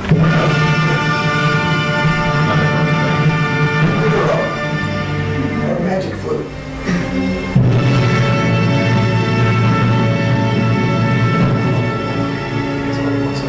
Whatever, this might be record. I think you had two of them playing at the same time. Sounds good. There you go.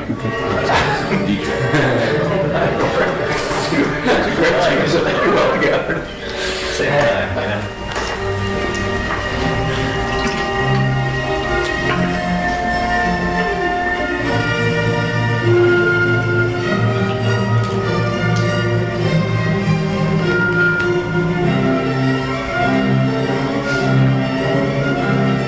I can understand why it is so important.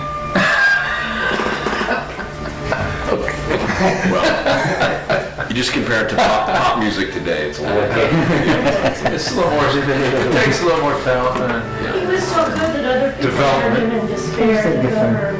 Because other people may also try it, but couldn't do as good as he did. You don't think it's a little? And rich people made it famous, I'm sure, too. Wow, it's so easy when you bring everything from your past life, you don't have to look. No, it's not just. Anyway. Moreover, let's read again. A pop sensation. But he's got to write in 100 instruments. Moreover, the fact that dhyana was known to other non-Buddhist practitioners is well attested in numerous sutras. Such accounts would not be meaningful to the early Buddhists unless they were a well-known tradition. Moreover, the nature of dhyana itself is so subjective that it can be difficult to prove any such claims either way, except to go by the textual and historical evidence.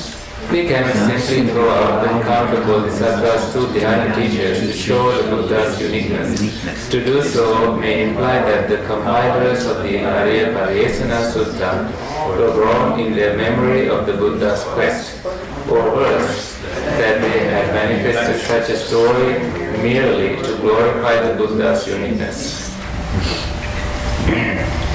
If we regard religious history as human or human-related events, it must be closely related to the social realities of the founder's time. No religion arises in a social vacuum. Religiosity is itself a human reaction to the social realities and response to the human capacity for the divine and beyond.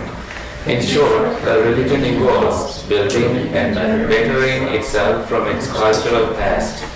Ancient India has a rich religious past, and by the Buddha's time had reached a time of significant tension between this religious development and social growth of an unprecedented dimension. The intellectual, political, and spiritual development form the foundations and wellspring for what Indian society is today. It was a time of unprecedented religious openness, search, and experimentation. Religion, being a matter of faith rather than empirical experience, is understandably darkened by the shadows of priestcraft and opportunism. Where there is a market for beliefs, there are those who are ever ready to produce and provide attractive or compelling beliefs, rightly or wrongly, often the latter. In other words, wrong views and wrong practices were also widespread during the Buddha's time. It would be right and meaningful then to understand that the Buddha discovered dhyana with right view. So right view part is the thing he discovered with dhyana. Rama and Uddaka Ramaputta. The Bodhisattva's visits to Alara and to Uddaka are recorded in Mahasachaka Sutta, the Bodhi Rajakumara Sutta, and the Sangara Sutta. An interesting note is made in the Burmese version of the Pali Canon. The great being said, "Friend Rama," but Rama Buddha replied, "I am not Rama. Rama was the community teacher.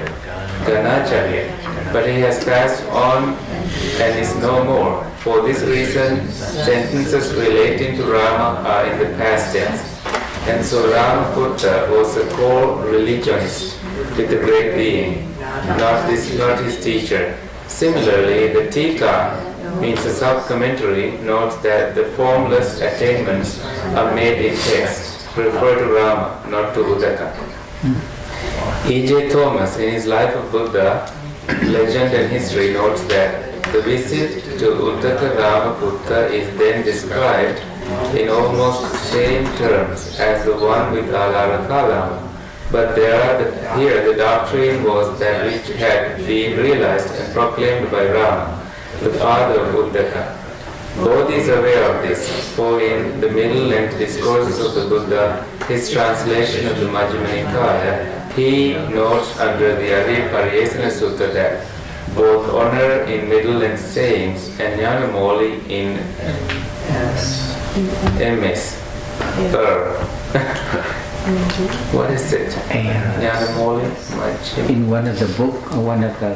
In the book. Yeah. In their translations of the account or manuscript, in Jnanamoli's manuscript, in their translations of the account of Bodhisattva's meeting with Uddaka Ramaputta by assuming that Uddaka is identical with Rama. However, as his name indicates, Uddaka was a son, Putta of Rama, who must have already passed away before the Bodhisattva arrived on the scene. It should be noted that all references to Rama are in the past tense and the third person, and that Uddaka in the end places the Bodhisattva in the position of teacher, though the text does not allow for definite conclusions. This suggests that he himself had not yet reached the fourth immaterial attainment. Good. Yeah? Maybe you'll get to this, but so, there's right samadhi, but I don't ever remember hearing any teachings about right jhana. But this is saying there is right jhana, and if there is, what is the Pali for that? There's right view. Right view, so that's not the same as... Sammaditthi jhana. Say one more time. Sammaditthi is right view, Yeah. jhana is jhana. But then There's what- no such thing in Pali. Okay, so what is the right samadhi in Pali? Samma samadhi. Sama samadhi, okay. So there's no such terminology for right jhana. It's jhana with right view. Well, you have samma samadhi. Samma It samadhi, suggests not that there samma can be miccha samadhi, wrong samadhi. Well, what they mean by samadhi is the four jhanas anyway. So, yeah, that is what is there in proper samadhi. It's the state or quality that's cultivated with jhana practice, or Yes. What is it? What's the concentration practice called? It's Samadhi? the practice leading to samadhi. Vipassana? Vipassana, and what's the other one? Samatha? Samatha, thank you. Yeah. So, Yeah. But so there's no sam jhana. No. Or yes, okay. Huh. Yeah. If you become the Buddha, you can make that. So samadhi means concentration. Yeah. So another name for the jhanas is the four concentrations. Yes. So they're part of the practice you can do as part of right samadhi. I think jhana is a state that is achieved, that reach from concentration. It's the end. The other one is the process. There is no right or wrong end. Yeah, so Yeah, there's right general or wrong concentration process. can include lots of things. So when we talk about right concentration and Eightfold Noble Path, it doesn't say you specifically have to do this state or that state necessarily, just so you have to practice right concentration. Okay. So some person can come along and they have to start off very basic and move all the way through. Someone else may come along and because of their past lives or whatever, they're better off and they can go quickly into a right state without having to do everything. That's a very good observation and a comment on that. Plus,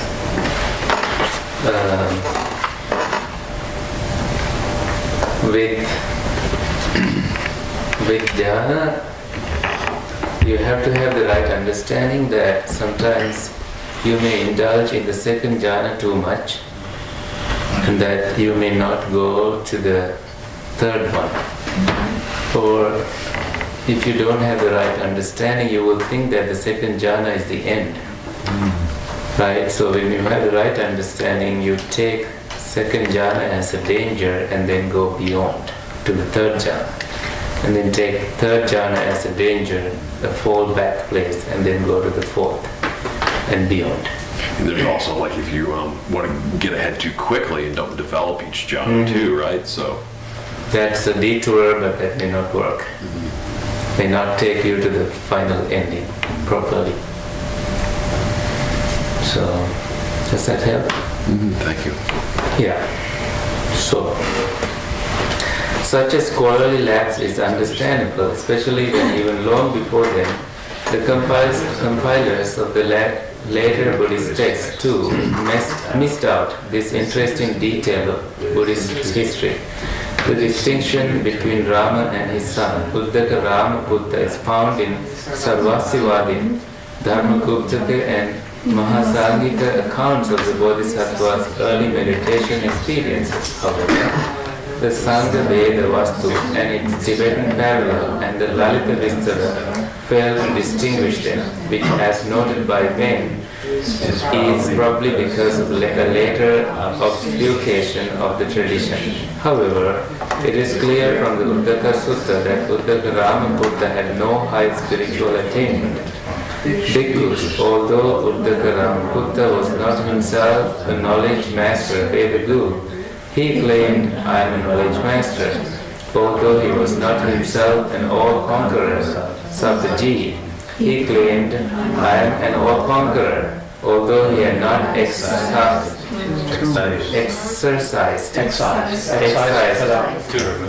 It means to cut out. excised the tumor's root, he claimed, "I have excised the tumor's root." Thank you.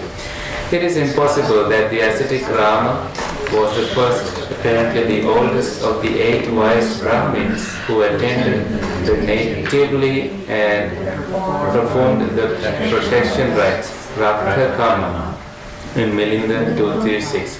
The Milinda Panha lists the 8 Brahmins as follows: Rama, Daja, Lakhana, Manthi, Yanya, Suyama, Subhoja, and Sudatta. The Jataka commentary gives the same names with minor variations, that is, Kondanya for Yanya and Bhoja for Subhoja. According to the Jataka commentary, 7 of the Brahmins raised 2 fingers, prophesying that the Bodhisattva would either become a universal monarch Chakravarti if he remained in the world, or the Buddha if he renounced the world. Interesting. It's also interesting that someone would take the time to write these things. Was it Rama that who said he's gonna attain, one of them definitively said he's gonna attain? It's Kondanya. And he cried because he will not.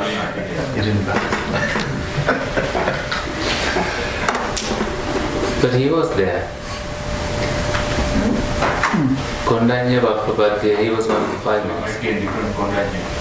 Wait, didn't he cry because he realized he wouldn't be around to witness it? He's going to be in the formless ceremony. Yeah. That's the story. But the other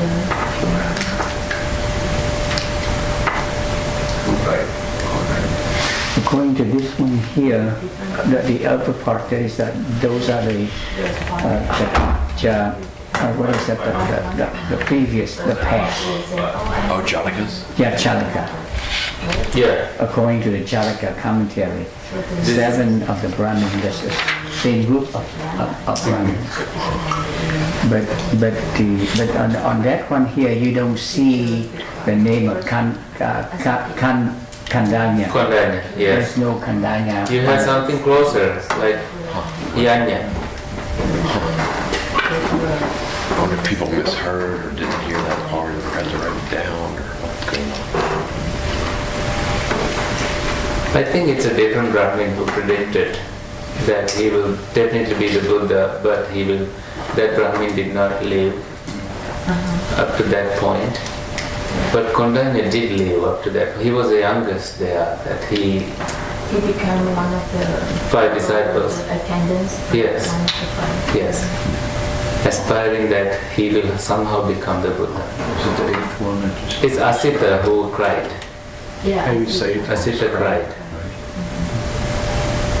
And Toshita wondering about that. The story of the 2 teachers, a fabrication. Some scholars who think that the story of the 2 teachers instructing the Bodhisattva was a fabrication include Andre Baru, Tillman Better, and Johannes Brockhurst. Baru notes that this episode found in Majjhima 26, the Chinese parallel Majjhima Agama 204, and the Dharma Buddhaka Vinaya is absent from the Mahishasaka Vinaya. Mahishasaka Vinaya. Mahishasaka Vinaya, which nevertheless does report the intention to teach them. Boro then concludes that Arada Kalama and Udraka Ramaputra was probably fictitious. Sun problematic fictitious. A conclusion accepted by Vedanta. This supposed discrepancy, notes Analio, is simply due to the fact that the Mahishasaka Vinaya proceeds from the Bodhisattva's meeting with King Bimbisara directly to his awakening. In view of the narrative emphasis adapted in this Vinaya, it is only natural that neither the apprenticeship under Arada Kalama and Uddaka Rambuddha nor the practice of austerities are mentioned. So different arguments on that. Among those who have shown the story of the 2 teachers to be historical are Grigor Zafiropoulos and Alexander Wayne. Wayne's short but important article should be read in full. Here we will only highlight the key points of his convincing arguments. His first point is that the story of the 2 teachers are corroborated by at least 3 independent sources. Swansang mentions some legendary evidence that relates Udraka Ramaputra to Rajagruha. It seems to represent the local tradition of the Buddhists living in the area of Rajagruha. This tradition is confirmed by the account of the Bodhisattva's training in the Mahavastu, which also places Uddaka Ramaputra in Rajagruha.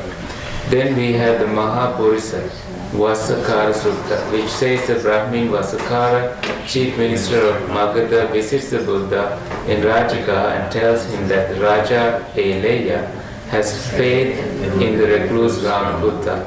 The commentary identifies him as Uddaka Ramabuddha. Vasakara also appears in the Mahaparinibbana Sutta as the chief minister of the king Ajatasattu of Magadha. Vasakara's connection with Rajagaha and Magadha suggests that the Raja Eleya was a local chieftain in Magadha, probably located near Rajagaha. If so, concludes Wayne, it is likely that Uddaka Ramaputra too was situated in the vicinity of Rajagaha. The 3 trainings. The Bodhisattva's spiritual struggle after the Great Renunciation and just before the Great Awakening can be historically said to reflect 2 diametrically opposed religious systems, that is, the 2 streams of pre-Buddhist meditation methods primarily represented by Samadhi practitioners of the Upanishads and the self-tormentors of the Jains. That is to say, the apprenticeship under Alara Kalama and under Uddaka Ramaputra, Sujato's remarks should be carefully noted. Virtually all descriptions of the Bodhisattva's apprenticeship have ignored the obvious point that the Arya Pariyesana Sutta mentions 3 stages of this apprenticeship. Firstly, learning and lip reciting of the text. This is a hint that these are ascetics in the mainstream Vedic tradition. The nature of the text is not specific here, but elsewhere the Buddha recalls that Uddaka Ramaputra claimed to be a Vedagu, the master of the Vedas. Anyway, as we noted above, the Vedas are the only texts that are known to the early suttas. It is sometimes said that these teachers belong to the Sankhya school, but this claim is based on the much later Buddha Charita of Ashwagosha and is clearly anachronistic. Secondly, the path, here described as faith, energy, mindfulness, samadhi, and wisdom. Thirdly, the goal, formless attainments. These three stages correspond with the classic threefold formulation of Buddhism: study, practice, and realization. The 5 factors of the path are the same as the Buddhist 5 spiritual faculties, a fact which is usually overlooked by those who wish to interpret this passage as implying the non-Buddhist nature of samadhi in general, or of formless attainments in particular. We cannot know how these qualities were understood in detail in this context, but terms such as prajna, etc. occur commonly in the Upanishads. If it is true that the 5 spiritual faculties were genuinely associated with the Vedic Upanishadic tradition, it may be no coincidence that it is in this context that we most frequently meet sati, treats as memory. Must be noted that the Bodhisattva did not reject the formless attainments and in and of themselves. It is definitely not the case that he practiced samadhi meditation but not mindfulness meditation. Rather, he practiced mindfulness meditation to get into samadhi. Samadhi is emphasized in this account because it was the highest, the most exalted quality acknowledged in those systems. And because of its sublime peacefulness, it was mistakenly taken to be the final end of the spiritual path. The Bodhisattva became disillusioned with that Dharma, i.e. with the teaching taken as a whole, because it led only to rebirth in the formless realm, and was therefore insufficient to reach the excellent state of peace, the ending of birth, aging, and death. This is in perfect accord with the mainstream of the sutta. Elsewhere it is said that ordinary people attain samadhi. Here the 4 jhanas and the 4 divine abidings are reborn in the Brahma realms, and after a long period of bliss fall back into the lower realms. But noble disciples, after reaching the Brahma realms, attain Nibbana from there. The difference is not in the states of samadhi as such. These are just manifestations of the mind at peace. The difference is in the views and interpretations, the conceptual wrapping that the experience is bundled up in. The path must be taken as a whole. If one starts out with wrong view, one's meditation experiences are likely to simply reinforce one's preconceptions. If one practices samadhi with the view that one's soul will become immersed in some exalted state of being, well, one will get what one wishes for. Sujata. It's a 5 month. Yeah, but I'm wondering whether you enjoy this reading or... Let's read anyway. Don't enjoy, but read. Yeah. We're about halfway through the introduction. Oh, really? Yeah, it's about halfway. Taking a water break. Maybe slightly more than the introduction. Maybe the 5 monks and then we eat over this. Is that content? Yes. That's it.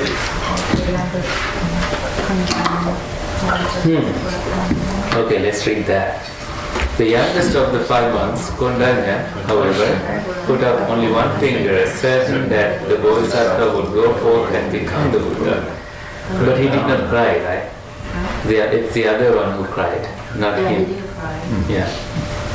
Kondanya followed the Bodhisattva's career and at this great renunciation approached the sons of the other 7 Brahmins, they themselves having passed on, and invited them to jointly renounce with him to follow the Bodhisattva. Only 4 of them followed him, and together they became the group of 5 monks. Wow. So they had, really good parents. I think a sutta is one of the Brahmin at that time is the one that who was actually crying.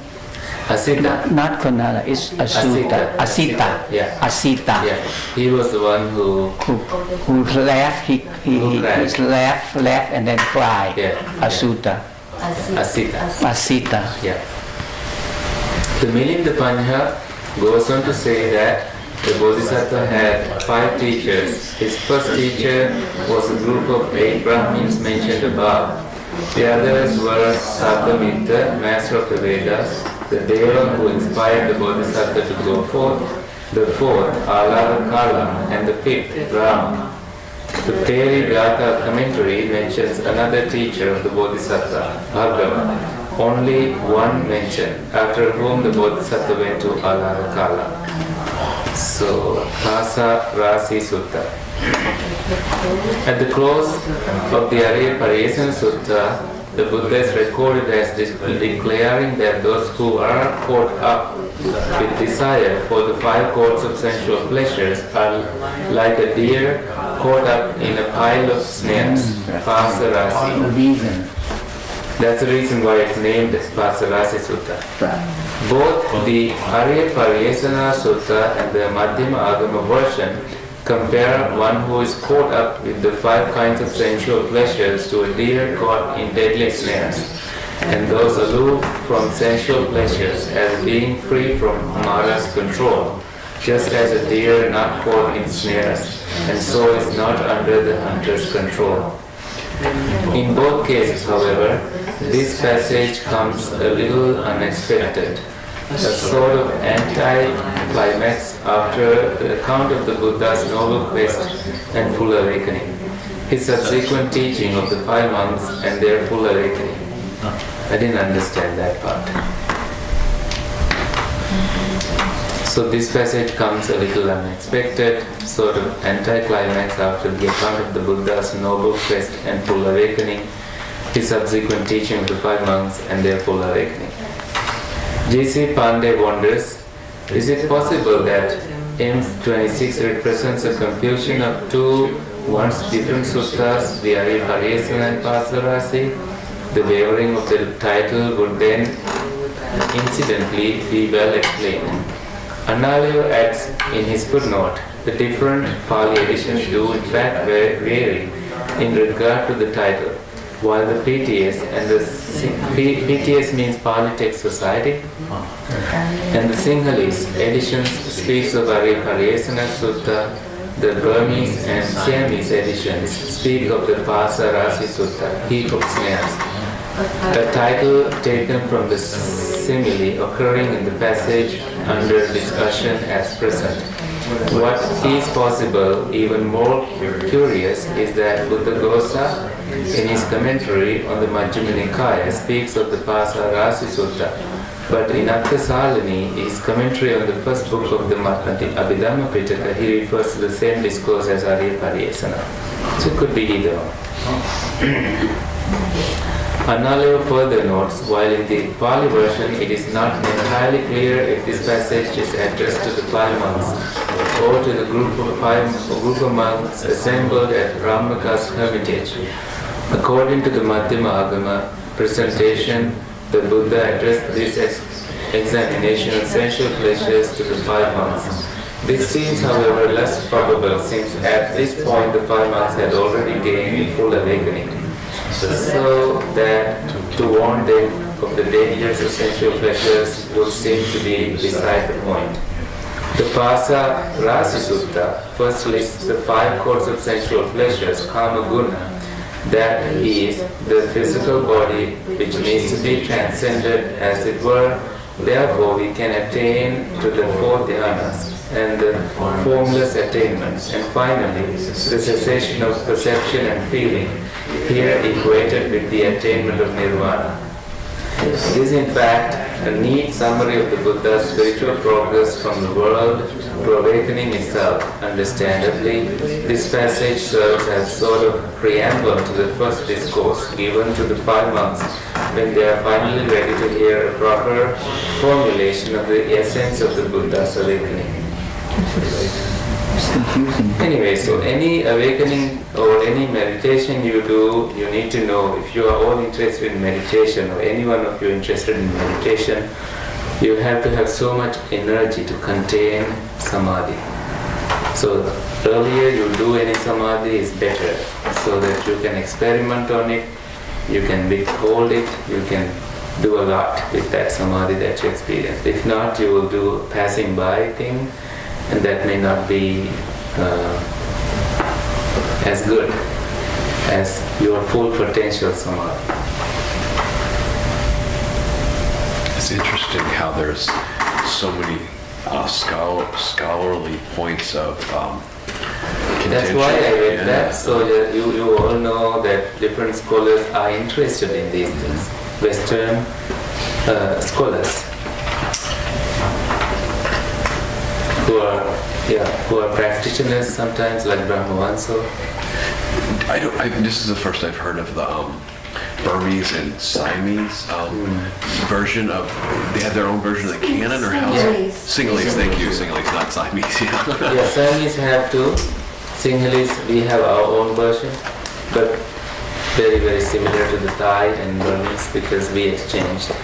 So it's just, I guess, what was they translated whatever they translated into Burmese? Is that how it was, or Not that they translated, they had the Pali only. And then later they did translations. They had the Pali in their script. Okay. In Burmese script, Sinhalese script, but it's Pali. And the other thing was, what is the script that is it that has the single line that connects all the characters? Sanskrit. Is it Sanskrit? Mm-hmm. Okay. Monks in Sri Lanka have to learn Sanskrit. So I had to learn that. But not as much, it was not that interested. I was interested only in Pali. But when you say you know Pali, you are implying that you know Sanskrit as well. But Pali doesn't have its own script like that? Pali does not. Uh-huh. So it has to be put into other languages. Yeah, it's like water. It takes the container, Yeah. the shape of the container. Makes sense since it was an oral tradition. Right? Mm-hmm. That's the problem with that in Thai when they try to say a word, it's not a problem for them. What they're trying to say is, what they say is put, but what they're trying to say is putta. So those who listen to them, you need to know that they meant putta by put. Mm-hmm. So they have very peculiar way of using their language. Own Vietnamese, very own Vietnamese, using Bud as well, not Yeah. Buddha. Yeah, Bud. yeah, Bud. Yeah, that's the own Vietnamese. Yes. Yeah. That's it. That time it sounded like boot. Yeah. And then it's fascinating how that changed, or when did that change? It's not Why did boot. it change? Yeah, it almost sounded that way this last time you said it. When that changed from one to the other, when that changed, how it changed, Yeah, why it's- it changed. yeah.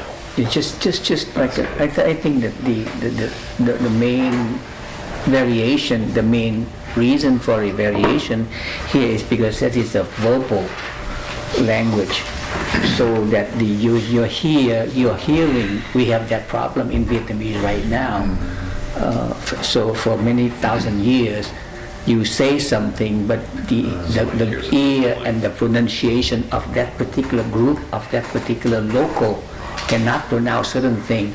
Like I want you to watch this. yeah, like in R, like R.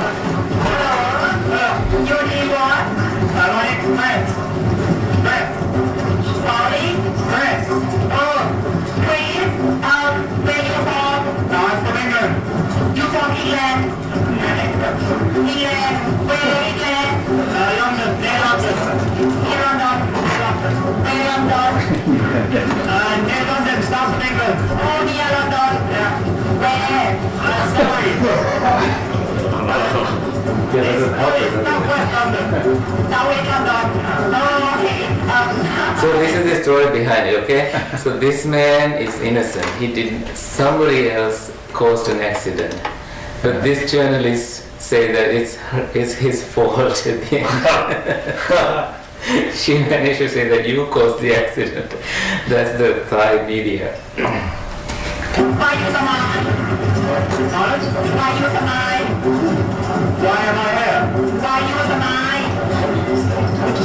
Why am I tonight? Yeah, why you smile? Not sure what you're saying. I mean, you smile, why you smile?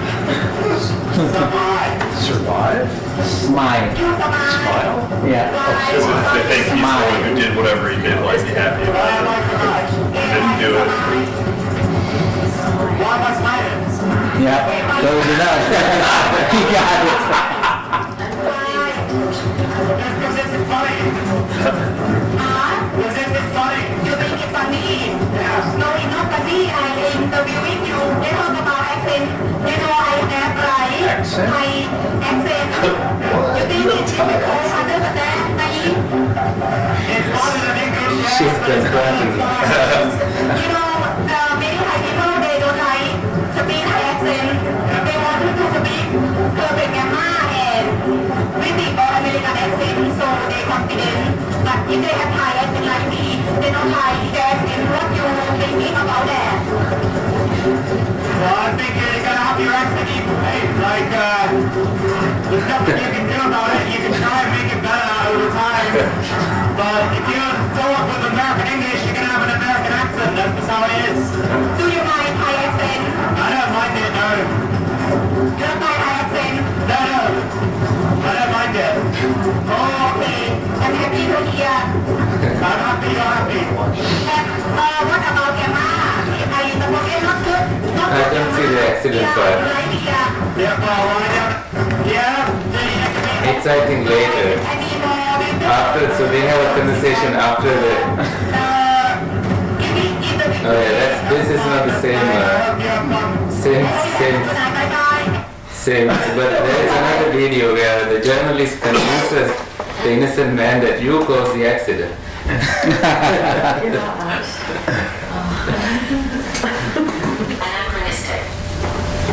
So, the Pasa Rasi Sutta, the first list the 5 core substantial. Did we read that part? Yes.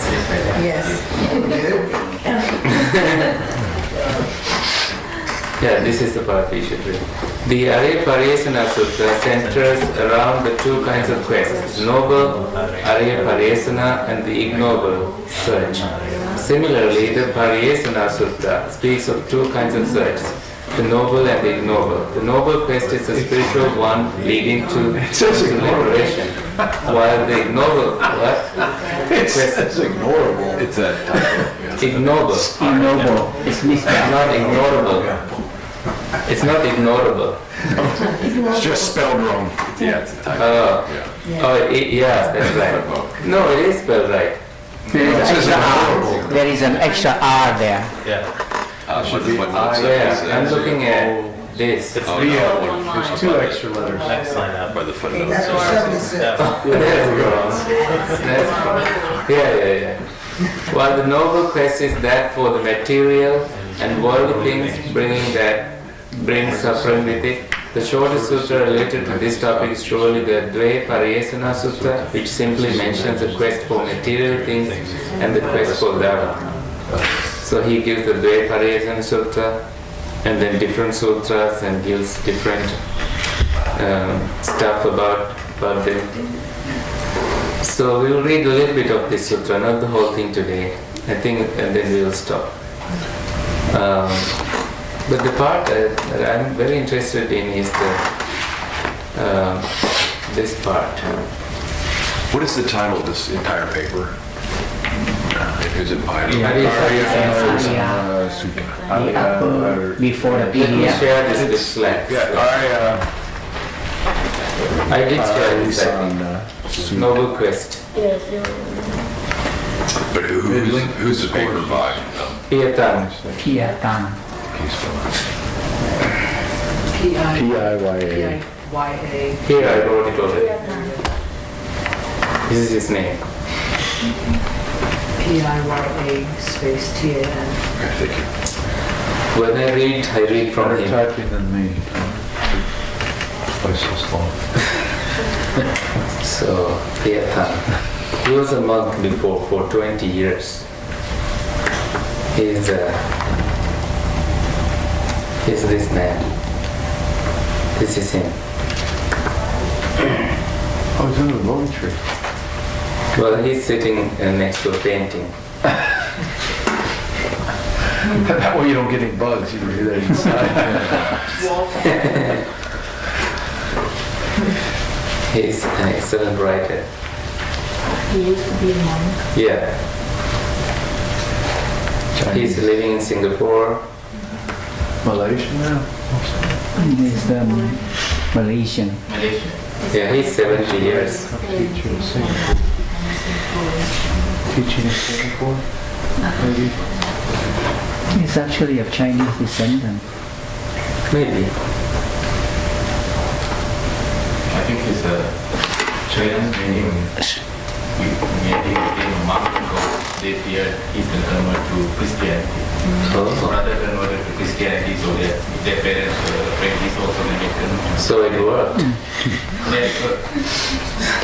And he taught university in Yes, Berkeley. He gave Berkeley program. He must have, yeah. Interesting.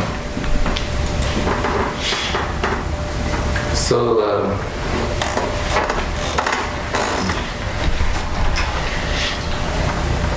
we read most of we now know what's in the sutra basically from the introduction. I want to go here. Well, for your own readings, please do read this when you have the time. Not.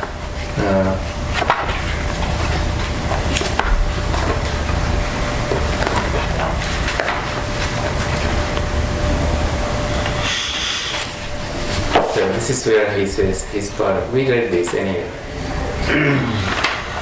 After some time, because while still young, a black-haired young lad endowed with the blessing of youth in the prime of life, though my mother and father wished otherwise and wept with tearful faces, I shaved off my hair and beard and put on the saffron robe and went forth from the household life into the homelessness. So there he met the two teachers. Having gone forth in this way, because in quest of what is wholesome, seeking the supreme state of sublime peace, I approached Alara Kalama and said to him, Ahuso means friend, Kalama. I want to lead the holy life in this Dharma Vinaya, Dharma and discipline. Bhikshus, when this was spoken, Alara Kalama said this to me, the Venerable One may stay here.